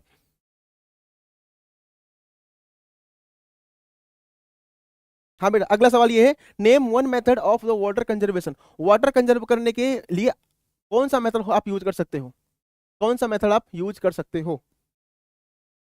पैरा सही आया हुआ है, देख लो, सामने नकल करा रहा हूं आपके। रेन वाटर हार्वेस्टिंग बिल्कुल, टेक टेक जो भी है 128, और Satya Thakur rain water harvesting, perfect perfect perfect answer, ठीक है। हाँ, state one advantage of the multipurpose rain water project, multipurpose rain river project, बताइए भाई, स्टेट वन एडवांटेज, मल्टीपर्पज जो प्रोजेक्ट बनते हैं बहुत सारे, हम आगे जब मैपिंग पार्ट करेंगे उसमें करेंगे, मल्टीपर्पज के एक एडवांटेज बताइए मुझे, एक एडवांटेज। हाँ हो गया बेटा, रेन वाटर हार्वेस्टिंग परफेक्ट है। अभिजीत सिंह, हाँ हेलो एवरीवन, यस हेलो बेटा, हेलो हेलो हेलो, बताओ मुझे, बताओ। जो लास्ट तक टिका रहेगा उसके लिए सरप्राइज प्लान कर रखा है मैंने, काफी हेल्पफुल है आपके लिए, आपके एग्जाम के प्रिपरेशन के पॉइंट ऑफ व्यू से बहुत ज्यादा हेल्पफुल है। मुझे बताइए, एक मल्टीपर्पज प्रोजेक्ट का एक irrigation and power generation, Alto creation, perfect बेटा परफेक्ट, है ना, इरिगेशन एंड पावर जनरेशन, और लास्ट आएगा mention one disadvantage of the large dam, और जो बड़े बड़े डैम बनते हैं उनका एक डिसएडवांटेज क्या है। देखो, अगर आप मल्टीपर्पज प्रोजेक्ट पढ़ रहे हो तो आपको एडवांटेज भी पता होने चाहिए और उसके डिसएडवांटेज भी पता होने चाहिए, दोनों सवाल आने के चांस अच्छे खासे रहते हैं। अगेन मैं बोल दूं, ये वाला पैरा या इससे जुड़े हुए सवाल आने के हाई चांस हैं, हाई चांस से बोल रहा हूं मैं, ठीक है। अगर मैं कहीं बोल रहा हूँ हाई चांस है तो वो आएगा, वो आएगा। जो बच्चे मुझसे जुड़े हैं लंबे टाइम से उनको पता है कि मैं ऐसे कोई हवा हवाई तीर नहीं मारता, जो बोलता हूँ बहुत ही कॉन्फिडेंस के साथ बोलता हूँ, बहुत ज्यादा रिसर्च करने के बाद बोलता हूँ, इसका चांस अच्छा खासा है, ध्यान देना। Help in irrigation, energy production, yes बेटा, अल्टो क्रिएशन, एक्सेसिव सेडिमेंटेशन, बहुत बढ़िया, और Alauddin Ansari, soil erosion, BS Bhati, soil fertility losses, बहुत बढ़िया, अनइक्वल डिस्ट्रीब्यूशन, टेकाई, alto creation, Satya Thakur, Satya Thakur, because of large dam tribal people leave the their home, बहुत बढ़िया परफेक्ट, बहुत यूनिक आंसर आपने दिया सत्या ठाकुर, ठीक है। और Alto creation, Bhati, minerals flow with the water, सब मर्ज, बहुत बढ़िया परफेक्ट परफेक्ट बेटा परफेक्ट। आपका हार्ड वर्क को सलाम है बेटा। मैं पता नहीं मुझे ऐसा क्यों वाइब आ रही है कि जितने बच्चे मेरे साथ अभी प्रैक्टिस कर रहे हैं ना, गारंटी है कि यार आप लोग 75 प्लस मारोगे, डेफिनेटली मेरे को ऐसा लग रहा है, क्योंकि आपका जो रिप्लाई है ना वो कुछ अलग लेवल में आ रहा है, वो रटा रटा नहीं आ रहा है, लग रहा है आपने सच में बैठ के पढ़ाई करी है, सच में आपने किताबों में अपना सर मारा है, डेफिनेटली बहुत बढ़िया। अगला सवाल आएगा 5 मार्कर सवाल आपके सामने है, कॉन्फिडेंट, कॉन्फिडेंस आ रहा है नहीं आ रहा है मुझे एक बार बताइए, फिर हम आगे चलते हैं, हमने बखूबी चीजों को कंप्लीट कर पा रहे हैं।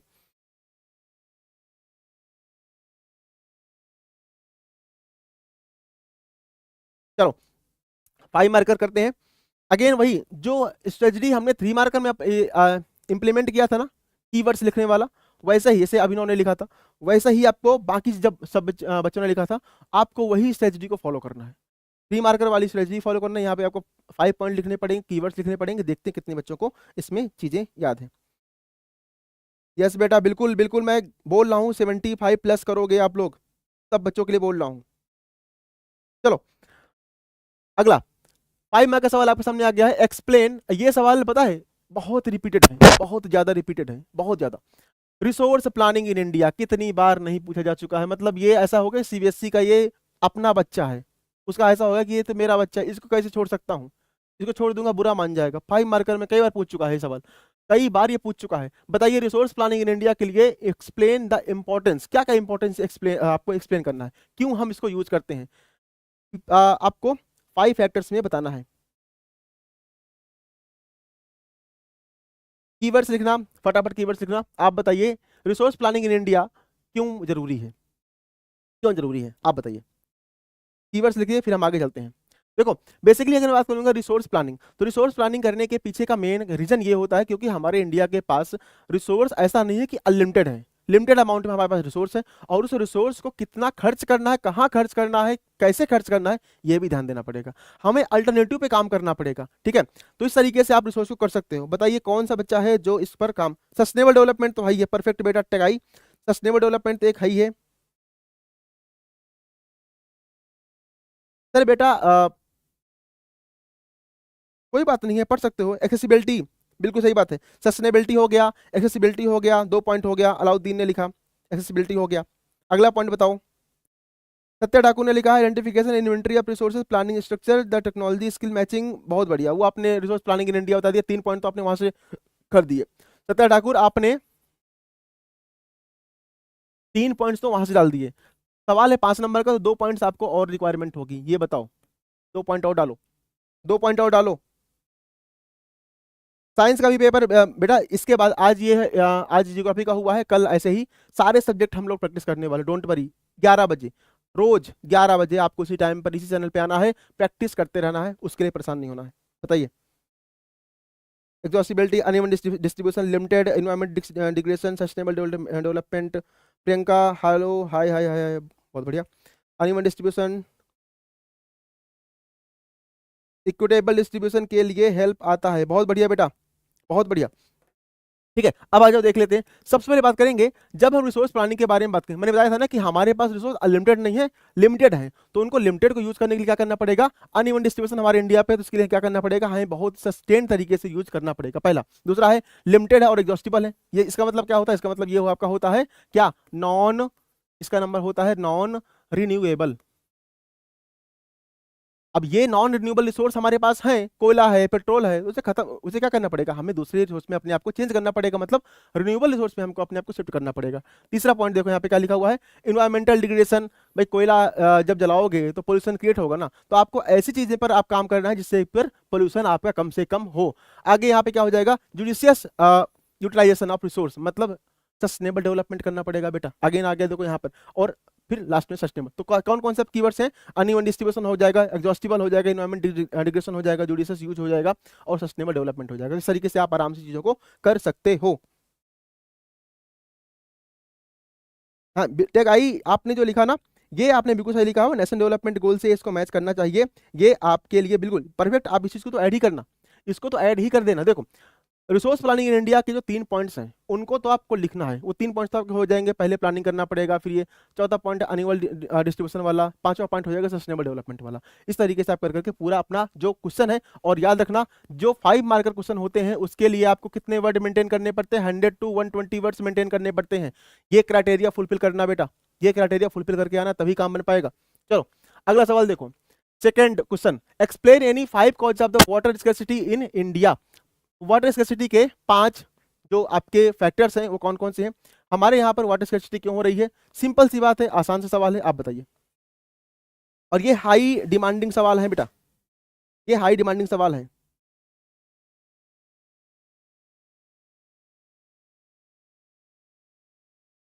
बताइए इसका,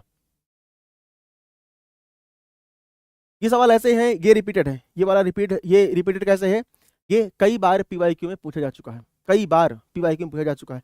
ऐसे सवाल जो बार बार आते हैं उनको तो छोड़ के ही मत जाना। और कुछ बच्चों को मैंने बताया भी था, 1 second, not presence in qualitative, ठीक है। इंडस्ट्रियलाइजेशन, ओवर एक्सप्लॉयटेशन, बिल्कुल सही बात है। Excess sedimentation at the bottom, large displacement of the peoples, resource planning in India, not presence qualitative, large population limit, ठीक है, बिल्कुल सही बात है। पॉपुलेशन बढ़ रही है अपनी, है ना, पॉपुलेशन बढ़ रही है, हम रैंक 1 पे पहुंच चुके हैं, है ना। रैपिड पॉपुलेशन ग्रोथ, सत्य ठाकुर ने लिखा, rapid population growth, over exploitation of water resource, unequal distribution of rain water, industrialisation and urbanisation, water pollution. बहुत बढ़िया बेटा, बहुत बढ़िया, बहुत बढ़िया। प्रियंका श्रीवास्तव, बहुत बढ़िया। Safe drinking water not available, trigger flood, Alto creation, good बेटा, बहुत बढ़िया। पॉपुलेशन इंक्रीज, बहुत बढ़िया बेटा। तो बेसिकली पॉपुलेशन बढ़ रही है। इसके अलावा हम जब पॉपुलेशन बढ़ेगी तो क्या करोगे भाई, अभी एक आदमी है, एक गिलास पानी से काम चल जा रहा है।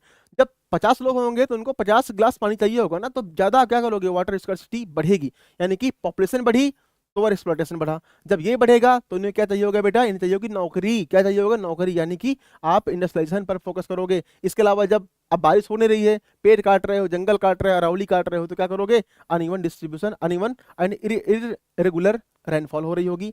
और पुअर वाटर मैनेजमेंट, क्योंकि आपको पता है हमारे यहाँ का सिविक सेंस तो माशाल्लाह ही है हमारे इंडिया का ना। तो ये नहीं पता कि जो सीवेज है इसका पानी कहाँ जाएगा, कभी रिवर पे फ्लो कर देते हैं, कभी नाले पे, कभी किसी किसी आपका लेक में फ्लो कर देते हैं। तो इस तरीके से हमारे यहाँ का जो मिसमैनेजमेंट है बहुत ज़्यादा है। तो इन सब फैक्टर्स पर आप आराम से बात कर सकते हो। पॉपुलेशन प्रेशर हो गया, ग्राउंड वाटर डिप्लीशन हो गया, इंडस्ट्रियलाइजेशन हो गया, अनइवन रेनफॉल हो गया और मिसमैनेजमेंट हो गया। 5 पॉइंट का सवाल है, आसान सवाल है, बहुत बढ़िया। हाइड्रो इलेक्ट्रिक, आकाश त्यागी बेटा पढ़ाई पे ध्यान दो बेटा, है ना, पढ़ाई पे ध्यान दो। आपस में बात करके कोई फायदा नहीं है, डोंट वेस्ट योर टाइम, है ना, ना अपना टाइम वेस्ट करो ना किसी और का टाइम वेस्ट करो। Explain any 5 factor affecting the location of industries in India. 5 number में सवाल आया हुआ है और इस सवाल के भी आने के चांस काफी ज्यादा है, मिनरल्स और आपका जो इंडस्ट्री वाला सेक्शन है वहां से आया हुआ है। बताइए कि कौन कौन से 5 फैक्टर्स हैं जिसकी वजह से अगर आपको कभी इंडस्ट्री सेटअप करना होगा तो आप पर ध्यान देना होगा।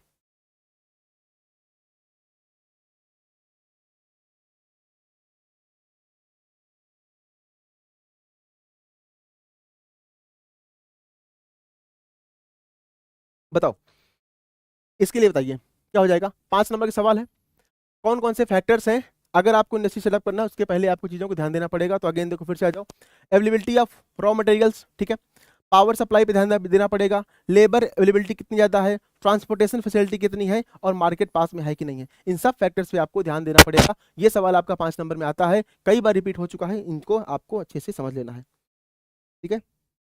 नहीं बेटा शांत रहो, अपनी पढ़ाई करो, जस्ट अवॉइड करो।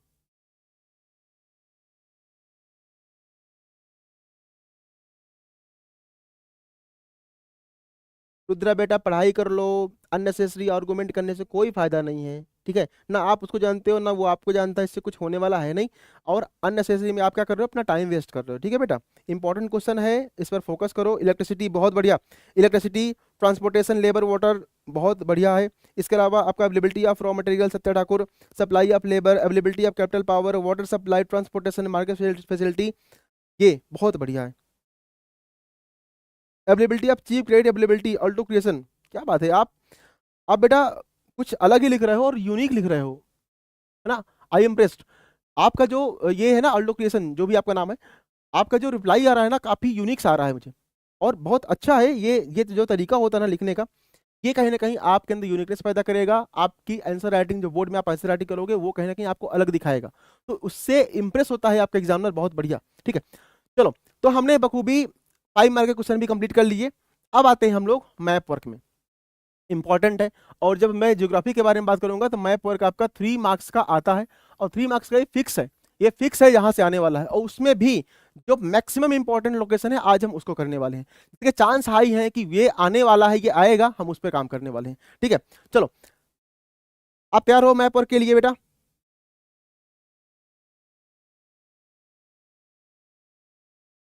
कोई बात नहीं बेटा, रुद्र, रुद्र बेटा पढ़ाई कर लो, है ना बेटा। चलो आते हैं अपने मैप पर। पहला हमारे सामने है, हम रिसोर्स एंड डेवलपमेंट से मैपिंग पार्ट और आपका जो आपका वाटर रिसोर्स है, इन दोनों को मिला करके कंपाइल फॉर्म में हम लेके आपके सामने आए हैं। इंपॉर्टेंट ज्यादा क्या है, क्योंकि आपको पता है वाटर आपका रिसोर्स एंड डेवलपमेंट में सिर्फ सॉइल के बारे में है, तो सॉइल का मैपिंग आपको पता ही है। यहाँ से देखते हैं कौन कौन से मैप, ये जो मैप है इनके चांस रिपीट होने के ज़्यादा है और ये क्वेश्चन आने के भी चांस ज़्यादा है, एक्सपेक्टेड क्वेश्चन है। तो देखो पहले हम बात करेंगे हीराकुड। अब मैंने देखो अगेन इसको याद करने का जो तरीका है, हमारा जो यूनिक तरीका रहता है, हम उससे काम करेंगे। हीराकुड डैम कहाँ पे बेटा? उड़ीसा में। याद कैसे करोगे ये देख लो। हीराकुंड में जिसके पास हीरा होगा, जिसके पास डायमंड होगा, वो क्या करेगा बेटा? वो उड़ेगा। क्या करेगा बेटा? वो उड़ेगा। तो उड़ीसा ऐसे याद करना। हीराकुंड डैम कहाँ पे? उड़ीसा में। कौन से रिवर पे है? तो रिवर कौन सी बेटा? रिवर है आपकी महानदी।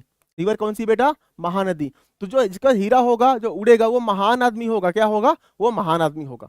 तो इस तरीके से आप हीराकुंड से महानदी और उड़ीसा आराम से याद कर पाओगे। ये आपके सामने जो दिख रहा है ना, ये आपका उड़ीसा है और यहाँ पे आपका हीराकुंड डैम है। ठीक है, यहाँ पर आपका हीराकुंड डैम है, ये ध्यान देना। ये आपका हीराकुंड डैम हो जाएगा। समझ आया क्या बेटा?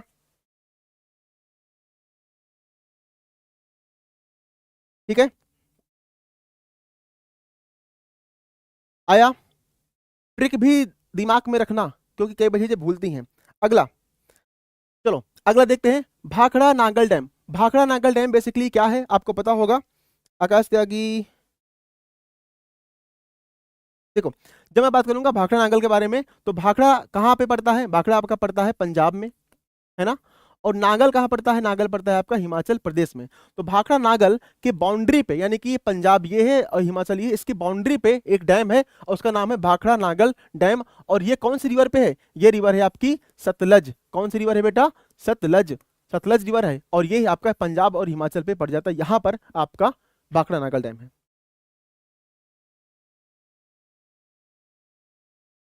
बहुत बढ़िया टेक आई, बहुत बढ़िया, बहुत बढ़िया बेटा। ठीक है, गजरौला, गजरौला। हाँ अगला देखो, टिहरी डैम। टिहरी डैम आपको पता होगा कि हमारे इंडिया का सबसे हाईएस्ट डैम है। टिहरी डैम हमारे इंडिया का सबसे हाईएस्ट डैम है और वो बेसिकली कहाँ पड़ता है? उत्तराखंड में। रिवर कौन सी है? आप एक बार कमेंट करिए, बताइए टिहरी डैम कौन से रिवर पर बनी हुई है? टिहरी डैम कौन से रिवर पे है आप बताइए एक बार। मैं यहाँ पे बना रहा हूँ टिहरी डैम, ये वाला हो गया, यहाँ पर टिहरी डैम है। कौन से रिवर पे है एक बार कमेंट करिए। नरौरा, तुंगभद्रा, पेरियार कहाँ है बेटा? नरौरा आपका जो थर्मल पावर प्लांट है हमारे बुलंदशहर में, यूपी में है। तुंगभद्रा आपका तेलंगाना के आसपास हो गया और पेरियार, पेरियार आपका यहाँ पे केरला के आसपास हो गया। ठीक है, भागीरथी नॉट योर टाइप, बहुत बढ़िया। भागीरथी रिवर पे है। कहाँ पे है? भागीरथी रिवर पे है। रिवर भागीरथी भी है। और आपको पता है अलकनंदा और भागीरथी जब आगे चलती हैं और आके देवप्रयाग में मिलेंगे तो वहां से कौन सी रिवर बनती है? गंगा रिवर का फॉर्मेशन आपका होता है। भागीरथी रिवर है। आरुष श्रीवास्तव भागीरथी रिवर है।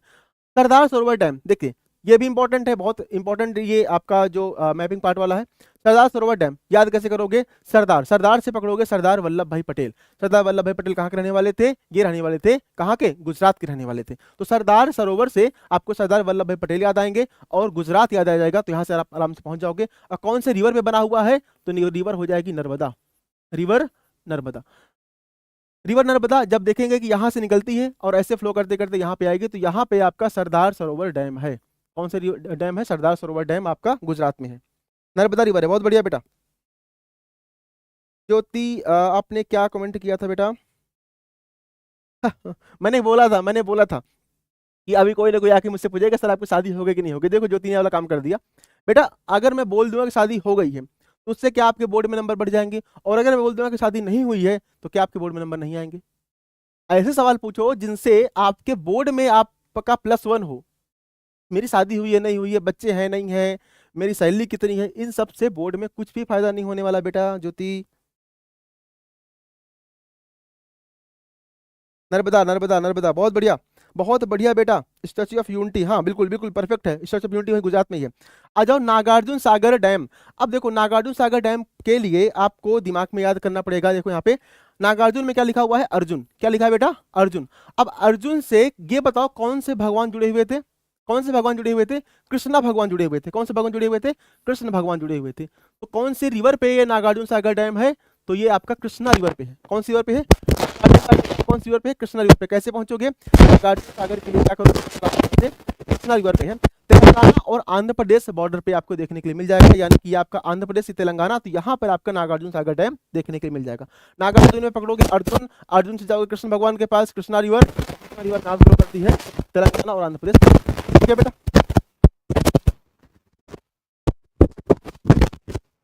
समझ में आ रही है बेटा? हाँ नॉट योर टाइप, ओए ओए ओए ओए, मजा आ गया, मजा आ गया। हाँ दुर्गा, हेलो सर, बहुत बढ़िया। हाँ कृष्णा, आकाश का कृष्णा, ठीक है बेटा। चलो, तो इस तरीके से हमने ये वाले मैपिंग बात कर ली।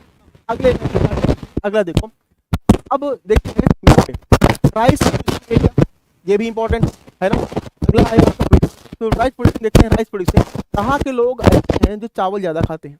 आपको पता है ये वेस्ट बंगाल के हैं, है ना।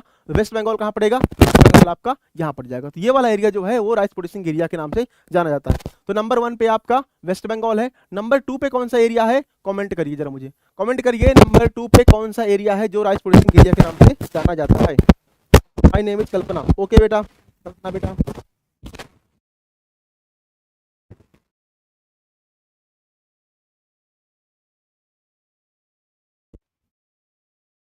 बेटा आस अमन बोरो, बिल्कुल ये आस अमन बोरो पता क्या है? किसने लिखा था आस अमन बोरो? अल्टू क्रिएशन। आस अमन बोरो बेसिकली ये राइस की प्रजातियां हैं, राइस की वैरायटी हैं। आस अमन बोरो आपके असम में होती हैं। बहुत बढ़िया बेटा, अल्टू क्रिएशन, बहुत बढ़िया आप बेटा। Not your type UP, UP UP UP, not your type UP. Punjab बेटा थर्ड नंबर पे आएगा। आरुष थर्ड नंबर में पंजाब आएगा। तो इसमें क्या हो जाएगा आपका? सबसे पहले मैंने क्या बताया आपको? यूपी। और थर्ड नंबर पे क्या हो जाएगा आपका? पंजाब।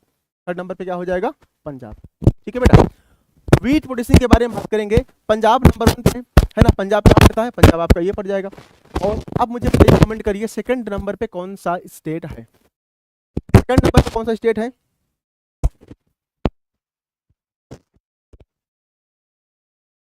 अभी क्या साउंड आ रहा है क्या? आकाश बेटा साउंड आ रहा है क्या?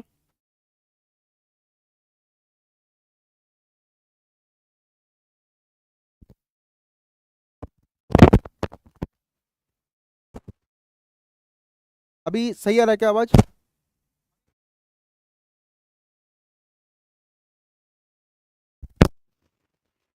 हाँ बिल्कुल, नॉट योर, बिल्कुल सही बोल रहे हैं, ठीक है।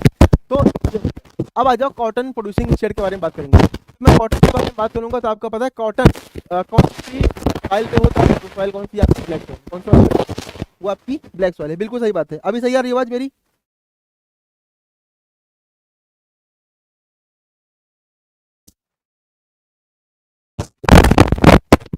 एक सेकंड बेटा।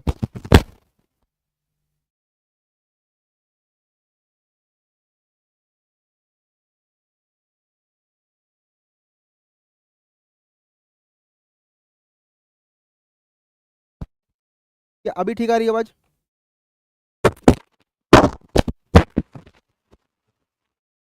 अभी आवाज सही आ रही है क्या?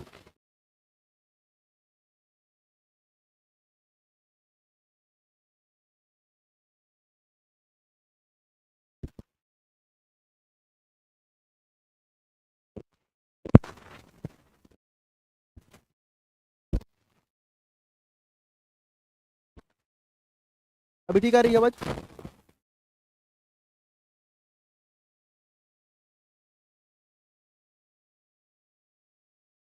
कोई बात नहीं बेटा, जो लास्ट टिकेगा वही ये है जो आगे चल के नंबर लाएगा, है ना।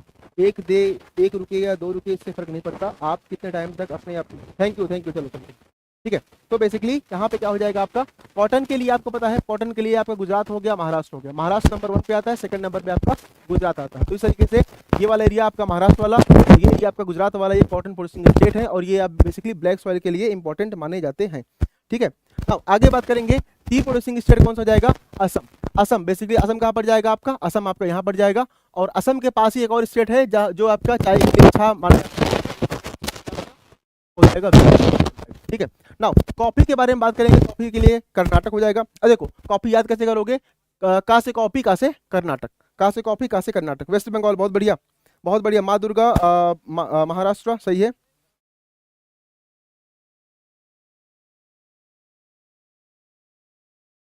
तय समित सर आपकी मैरिज हुई है या नहीं हुई है? हाँ बेटा, हमारी मैरिज हुई है या नहीं हुई है हमें खुद नहीं पता, ठीक है बेटा। इस पर अगर मैं 1 घंटे का अलग सेशन एक रख लेते हैं, इस पर मैं अपने बारे में बताऊंगा और आप उसका नोट्स बना लेना, ठीक है? मेरी मैरिज हुई है कि नहीं हुई है, मेरे कितने बच्चे हैं, है ना, ये सब कुछ आप उसका नोट्स बना लेना। और बोर्ड के आंसर राइटिंग में उसको लिख के आना। है ना। प्रभास सर की मैरिज हो गई है, प्रभास सर के 50 बच्चे हैं, प्रभास सर बूढ़े हो गए हैं, प्रभास सर की सैलरी इतनी है, इन सब पर बात कर लेंगे, ठीक है बेटा।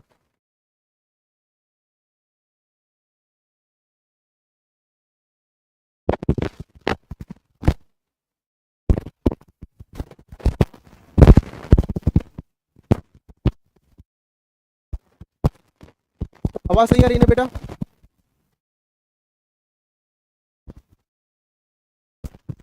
वो ये जानने पे ज़्यादा मजा आ रहा है, समझ लेते हैं फिर हिसाब किताब कर रही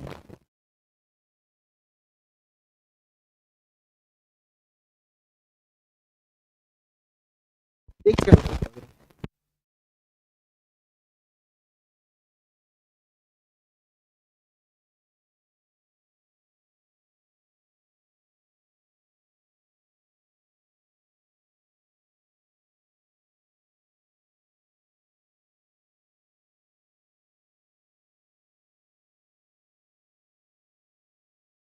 हेलो, हेलो, आवाज आ रही है अभी सही?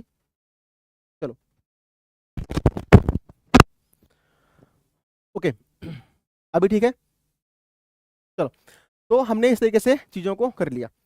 मैपिंग पार्ट भी हमने कंप्लीट कर लिया। ये आपके सामने जो 10 मैपिंग पार्ट के जो लोकेशन दिए हुए हैं, ये मोस्ट इंपॉर्टेंट है और गारंटेड है कि यहाँ से सवाल आपके बनने ही बनने हैं, मैपिंग पार्ट के लिए यहाँ से बनने ही बनने हैं, ठीक है। सबसे पहले बात करेंगे, देखो हीराकुंड हमने ऑलरेडी पढ़ लिया है, भाखड़ा नागल हमने पढ़ लिया है, राजपुरी पढ़ लिया, वीट कर लिया है। झरिया कोल फील्ड कहाँ पड़ता है? झरिया आप कहाँ पे है? झरिया झारखंड में, ध्यान देना, झरिया आपका झारखंड में है, ठीक है। दुर्ग बस्तर के बारे में बात करेंगे, दुर्ग और जो बस्तर बेल्ट है वो आपका छत्तीसगढ़ वाले एरिया पे देखने के लिए मिल जाएगा। तो झारखंड कहाँ पे है बेटा? झारखंड ये वाला लोकेशन है और दुर्ग बस्तर वाला आपका ये लोकेशन है, तो आपको अच्छे से समझ लेना है। भिलाई के बारे में बात करेंगे, भिलाई कहाँ पे? ये भी आपका छत्तीसगढ़ वाले एरिया में पड़ जाता है, यहीं पर भिलाई वाला है। तो दुर्ग आपका ऐसे करके यहाँ पे दुर्ग वाला ऐसा हो जाएगा, है ना। दुर्ग ऊपर है, दुर्ग आपका ऊपर है, भिलाई आपका नीचे है, ऐसे करके आपको समझ लेना है। राउरकेला जो है स्टील प्लांट है और राउरकेला आपका उड़ीसा में पड़ जाता है। तो कहाँ पड़ जाता है आपका? उड़ीसा में, यहाँ पर देखने के लिए राउरकेला वाला पड़ जाता है, ठीक है। मुंबई पोर्ट, ध्यान देना, मुंबई पोर्ट के चांस काफी ज्यादा हैं। जो आपके 10 पोर्ट हैं, जो आपके 10 पोर्ट हैं उनको भी आपको समझ में आना चाहिए। तो मुंबई पोर्ट कहाँ पड़ जाएगा बेटा? मुंबई पोर्ट आपका यहाँ पे पड़ जाएगा, ठीक है।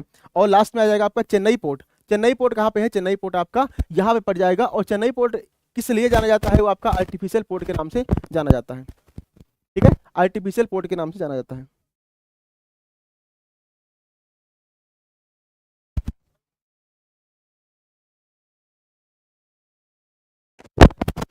आरमुगा पोर्ट भी है, बट ये जो है ना, ये मोस्ट इंपॉर्टेंट है, यहाँ से रिपीट होने के चांस हाई हाई चांस है, ठीक है बेटा। अब हमने कंप्लीट सेशन कर लिया है।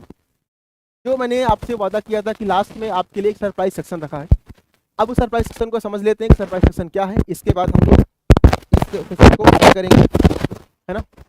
आ रही आवाज सही प्रॉपर? ठीक है, तो बेसिकली, है ना, सरप्राइज सेक्शन देखते हैं। अब सरप्राइज सेक्शन क्या है एक बार देख लेते हैं। हमने कंप्लीट रिवीजन कर लिया ज्योग्राफी का, कंप्लीट सारे क्वेश्चन कर लिए, बहुत अच्छा सा हमने चीज़ों को साथ में हमने किया। अब देखते हैं क्या है यहाँ से आपके लिए सरप्राइज है ये, ठीक है। कौन कौन से चैप्टर आपको ज़्यादा फोकस करने हैं उसको समझ लीजिए। सबसे पहले ये वो चैप्टर हैं जो वेरी हाई वेटेज रखते हैं और इनको आपको छोड़ना ही नहीं है, किसी भी हालत में नहीं छोड़ना है। यहाँ से क्या क्या आता है आपको वो मैं बता देता हूँ, ताकि जब आप पढ़ने बैठोगे, चाहो तो इसको नोट कर लो या स्क्रीनशॉट ले लो, जैसा भी कर लो, बट आपके पास ये चीज होनी चाहिए। पहला, वाटर रिसोर्स चैप्टर है, यहाँ से कौन कौन से आने के चांस है? यहाँ से केस बेस आने के ऑलमोस्ट श्योर चांस है कि आएगा आएगा, ठीक है। दूसरा, 5 मार्कर वेरी फ्रिक्वेंटली आ जाता है, मैंने देखो आपको दिखाया भी था, 5 मार्कर आने के चांस रहते हैं। इसके अलावा असेशन बेस्ड रीजन या एमसीक्यू स्ट्रॉन्ग पॉइंट है कि यहां से आते ही आते हैं, समझ में आ रही बात, हमने पीछे किया भी था। मैप के लिए आपको हीराकुड वाले जैसे हो गया, हीराकुड का ज्यादा चांस है, बट इसके अलावा और भी जो डैम है उन डैम को भी आपको देख लेना। तो यहां से आपको इतना पोर्शन याद रखना है, कौन कौन से क्वेश्चन कैसे कैसे क्वेश्चन बनते हैं ये भी आपको पता होना चाहिए। इसके अलावा जब बात करेंगे एग्रीकल्चर वाले में, तो एग्रीकल्चर वाले सेक्शन से आपको 3 मार्कर सवाल हो गया और 5 मार्कर हो गया, दोनों के बनने के चांस रहते हैं, ठीक है। एमसीक्यू के बारे में बात, यहाँ से एमसीक्यू आपका और असेशन बेस्ड रीजन के चांस रहते हैं। इसके अलावा मैपिंग पार्ट में आपको राइस हो गया, वीट हो गया, कॉटन हो गया और टी, ये 4 चीजों को तो आपके दिमाग में रखना ही रखना पड़ेगा। ठीक है बेटा। नाउ इसके बाद आगे बात करेंगे, अब आते हैं कौन सा, हाई वेटेज। वो है आपका वेरी हाई वेटेज, ये है आपका हाई वेटेज। इसमें कौन सा हो जाएगा, पहला रिसोर्स एंड डेवलपमेंट में अगर बात करेंगे तो सस्टेनेबल डेवलपमेंट से 5 नंबर का सवाल पक्का बनने के चांस, मैंने आपको पहले बताया था कि सस्टेनेबल डेवलपमेंट से सवाल बनने के चांस हैं। इसके अलावा सेशन बेस वाला हो गया, और मैचिंग वाला, मैचिंग वाला कैसे, ये सॉइल दिया होगा, उधर आपको स्टेट दे देगा, तो स्टेट और सॉइल को आपको मैच करना पड़ेगा, है ना, तो उस तरीके से भी आपको मैचिंग करना आना चाहिए। इसके अलावा कंसेप्चुअल क्वेश्चन आ जाते हैं समटाइम, कंसेप्चुअल क्वेश्चन कैसे, मतलब प्रॉपर्टी देकर क्वेश्चन पूछ लेगा। जिन बच्चों को मैंने पढ़ाया होगा उनको मैंने बताया था कि आपको प्रॉपर्टी देकर के भी क्वेश्चन आने चाहिए, किसी भी क्रॉप का प्रॉपर्टी दे देगा, वहां से भी आपको करना आना चाहिए। ध्यान देना बेटा, स्क्रीनशॉट्स का लेके बैठ जाना। जब हम बात करेंगे अगला कौन सा, आपका मैन्युफैक्चरिंग इंडस्ट्री के बारे में बात करेंगे। अब इसमें क्या हो जाएगा, 5 मार्क का सवाल आते हैं अच्छे खासे, जो फैक्टर बेस होते हैं या प्रॉब्लम्स वाले होते हैं कि क्या प्रॉब्लम है यहाँ पर, ये वाला जो मिनरल से कम पाया जाता है, मिनरल्स को आपको अल्टरनेट कैसे करना है, ये सारे सवाल आ जाएंगे। केस बेस वाले वेरी कॉमन है कि यहाँ से आ जाते हैं केस बेस वाले। मैपिंग पार्ट के लिए स्टील प्लांट हो गया, भिलाई हो गया, राउरकेला, ये सारी लोकेशन आपके दिमाग में होनी चाहिए बेटा। आगे आ जाओ, मिनरल्स और एनर्जी रिसोर्स में अगर बात करेंगे तो यहाँ पे देखो अल्ट्रेशन बेस्ड रीजन के चांस अच्छे खासे हैं, क्योंकि मैंने बताया भी था कि यहाँ से वही वाला, जैसे हमने यहाँ बोला था कंसेप्चुअल क्वेश्चन, वैसे ही आपके कॉन्सेप्ट देकर के पूछे गए कौन से मिनरल्स के बारे में बात हो रही है। इस तरीके से 5 मार्क का जो क्वेश्चन है वो आपके आने के चांस रहते हैं, मैपिंग वाला जो पार्ट है वो भी आने के चांस रहते हैं। ठीक है, तो इस तरीके से हमने देख लिया आपके वेरी वेटेज वाला। अब आते हैं मॉडरेट, जिसका चांस तो है, इन दोनों को तो आपको छोड़ना ही नहीं है बेटा। अगर आपको नंबर, जिन बच्चों ने मुझे स्टार्टिंग में पूछा था ना कि सर 100 नंबर कैसे लाएंगे, 100 नंबर का फॉर्मूला यही वाला है, और कोई अलग से फॉर्मूला नहीं होता, कोई गुट्टी नहीं है कि हाँ आपको पिला देंगे 100 नंबर आपके आ जाएंगे। यहाँ पे देखो फॉरेस्ट एंड वाइल्ड लाइफ से क्या करना पड़ेगा, मोस्टली एमसीक्यू भी आते हैं और असेसन भी आते हैं, वो भी सिंपल वाले आते हैं। 5 मार्कर में आकर कभी कभी पूछेगा, जैसे कंजर्वेशन कैसे कर सकते हैं, टाइगर रिजर्व कंजर्वेशन हो गया, वाइल्ड लाइफ प्रोटेक्शन एक्ट हो गया, इन सब के बारे में आपको बात करने के लिए आ सकता है। ठीक है, आगे आता है life line of national economy में, तो यहाँ पे देखो एमसीक्यू आते हैं, केस बेस आते हैं, सिंपल सवाल आएंगे, और मैपिंग पार्ट आएगा। बाकी सब आपको पता है, बाकी सब कुछ कट चुका है, तो यहाँ पे कैसे आपका मुंबई पोर्ट हो गया, चेन्नई पोर्ट हो गया, कांडला पोर्ट हो गया, इस तरीके से चीजें आ सकती हैं। तो ये है पूरा आपका रोड मैप जो आपको पढ़ के ही एग्जाम में जाना है। ठीक है, आप एक बार मुझे कमेंट करिए जितने बच्चे हैं अभी, कैसा लगा आपको सेशन, और अगर आपको क्या कुछ आपको नया सीखने के लिए मिला। आपके लिए देखो छोटा सा बच्चा है, हंसता हुआ नूरानी चेहरा है ना, काली जुल्फ रंग सुनहरा। आप बताइए कैसा लगा आपको सेशन, और इसके बाद फिर बच्चों आपसे विदा लेते हैं। कल आपके सामने कोई और टीचर आएंगे, टाइम वही रहेगा 11 बजे। 11 बजे से हम लोग स्टार्ट करेंगे और ये पर डे चलेगा। प्रैक्टिस आपको रोज करना है, जितना हो सके आप प्रैक्टिस करिए, अपने आप को इम्प्रूव करिए, और जो भी आपको डाउट हो डेफिनेटली आप पूछ सकते हो, बता सकते हो। हाँ बेटा बिल्कुल पूछो, क्या डाउट है टकाई, डाउट पूछो बेटा, क्या दिक्कत है। थैंक यू बेटा अल्टो क्रिएशन।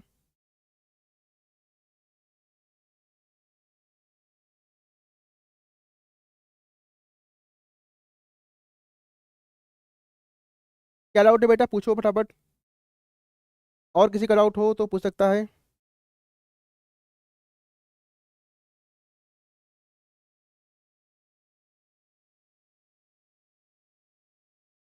बेटा अगला जो हमारा सेशन आने वाला है ना, वो हिस्ट्री का आने वाला है, और हिस्ट्री में हम खुल करके बात करेंगे कि नोशन ऑफ स्वराज क्या है, और सोशल ग्रुप कौन कौन से जो स्वराज के लिए पार्टिसिपेट करे, तो उन सब के बारे में बात करेंगे। अभी हम ज्योग्राफी के बारे में बात कर रहे थे, तो आप ज्योग्राफी से पूछ सकते हैं।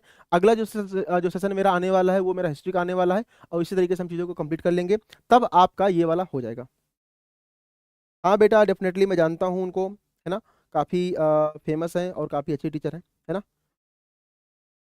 ठीक है बेटा,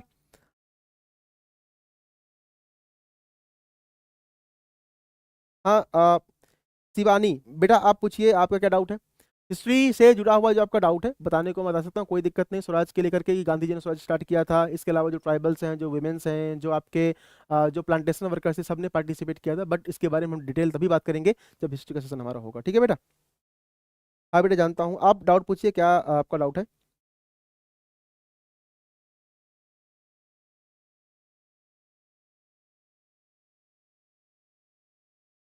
थैंक यू बेटा आपके प्यार के लिए, है ना, आपके सपोर्ट और आपके प्यार के लिए, बिल्कुल। अ, ठीक है, लव यू टू ऑल बेटा। बिल्कुल आप पढ़ाई करिए, है ना, प्रैक्टिस करिए, कोई भी आपको दिक्कत हो डेफिनेटली आप मुझसे पूछ सकते हैं, कमेंट कर सकते हैं, और डेफिनेटली कल आपको फिर से 11 बजे आना है। 11 बजे आएंगे, आपको नया सेशन मिलेगा किसी और सब्जेक्ट का, और उसके लिए भी आपको इसी तरीके से आपको प्यार और जोश आपको दिखाना है। डेफिनेटली अभी के लिए बाय बाय, और पढ़ते रहिए, मुस्कुराते रहिए, टेंशन मत लीजिए, जो होगा सब अच्छा होगा। हमने जितना पढ़ाई करा है बहुत अच्छी पढ़ाई करी है, बस आगे वही होगा जो होना होगा। ठीक है, अभी के लिए धन्यवाद, थैंक यू।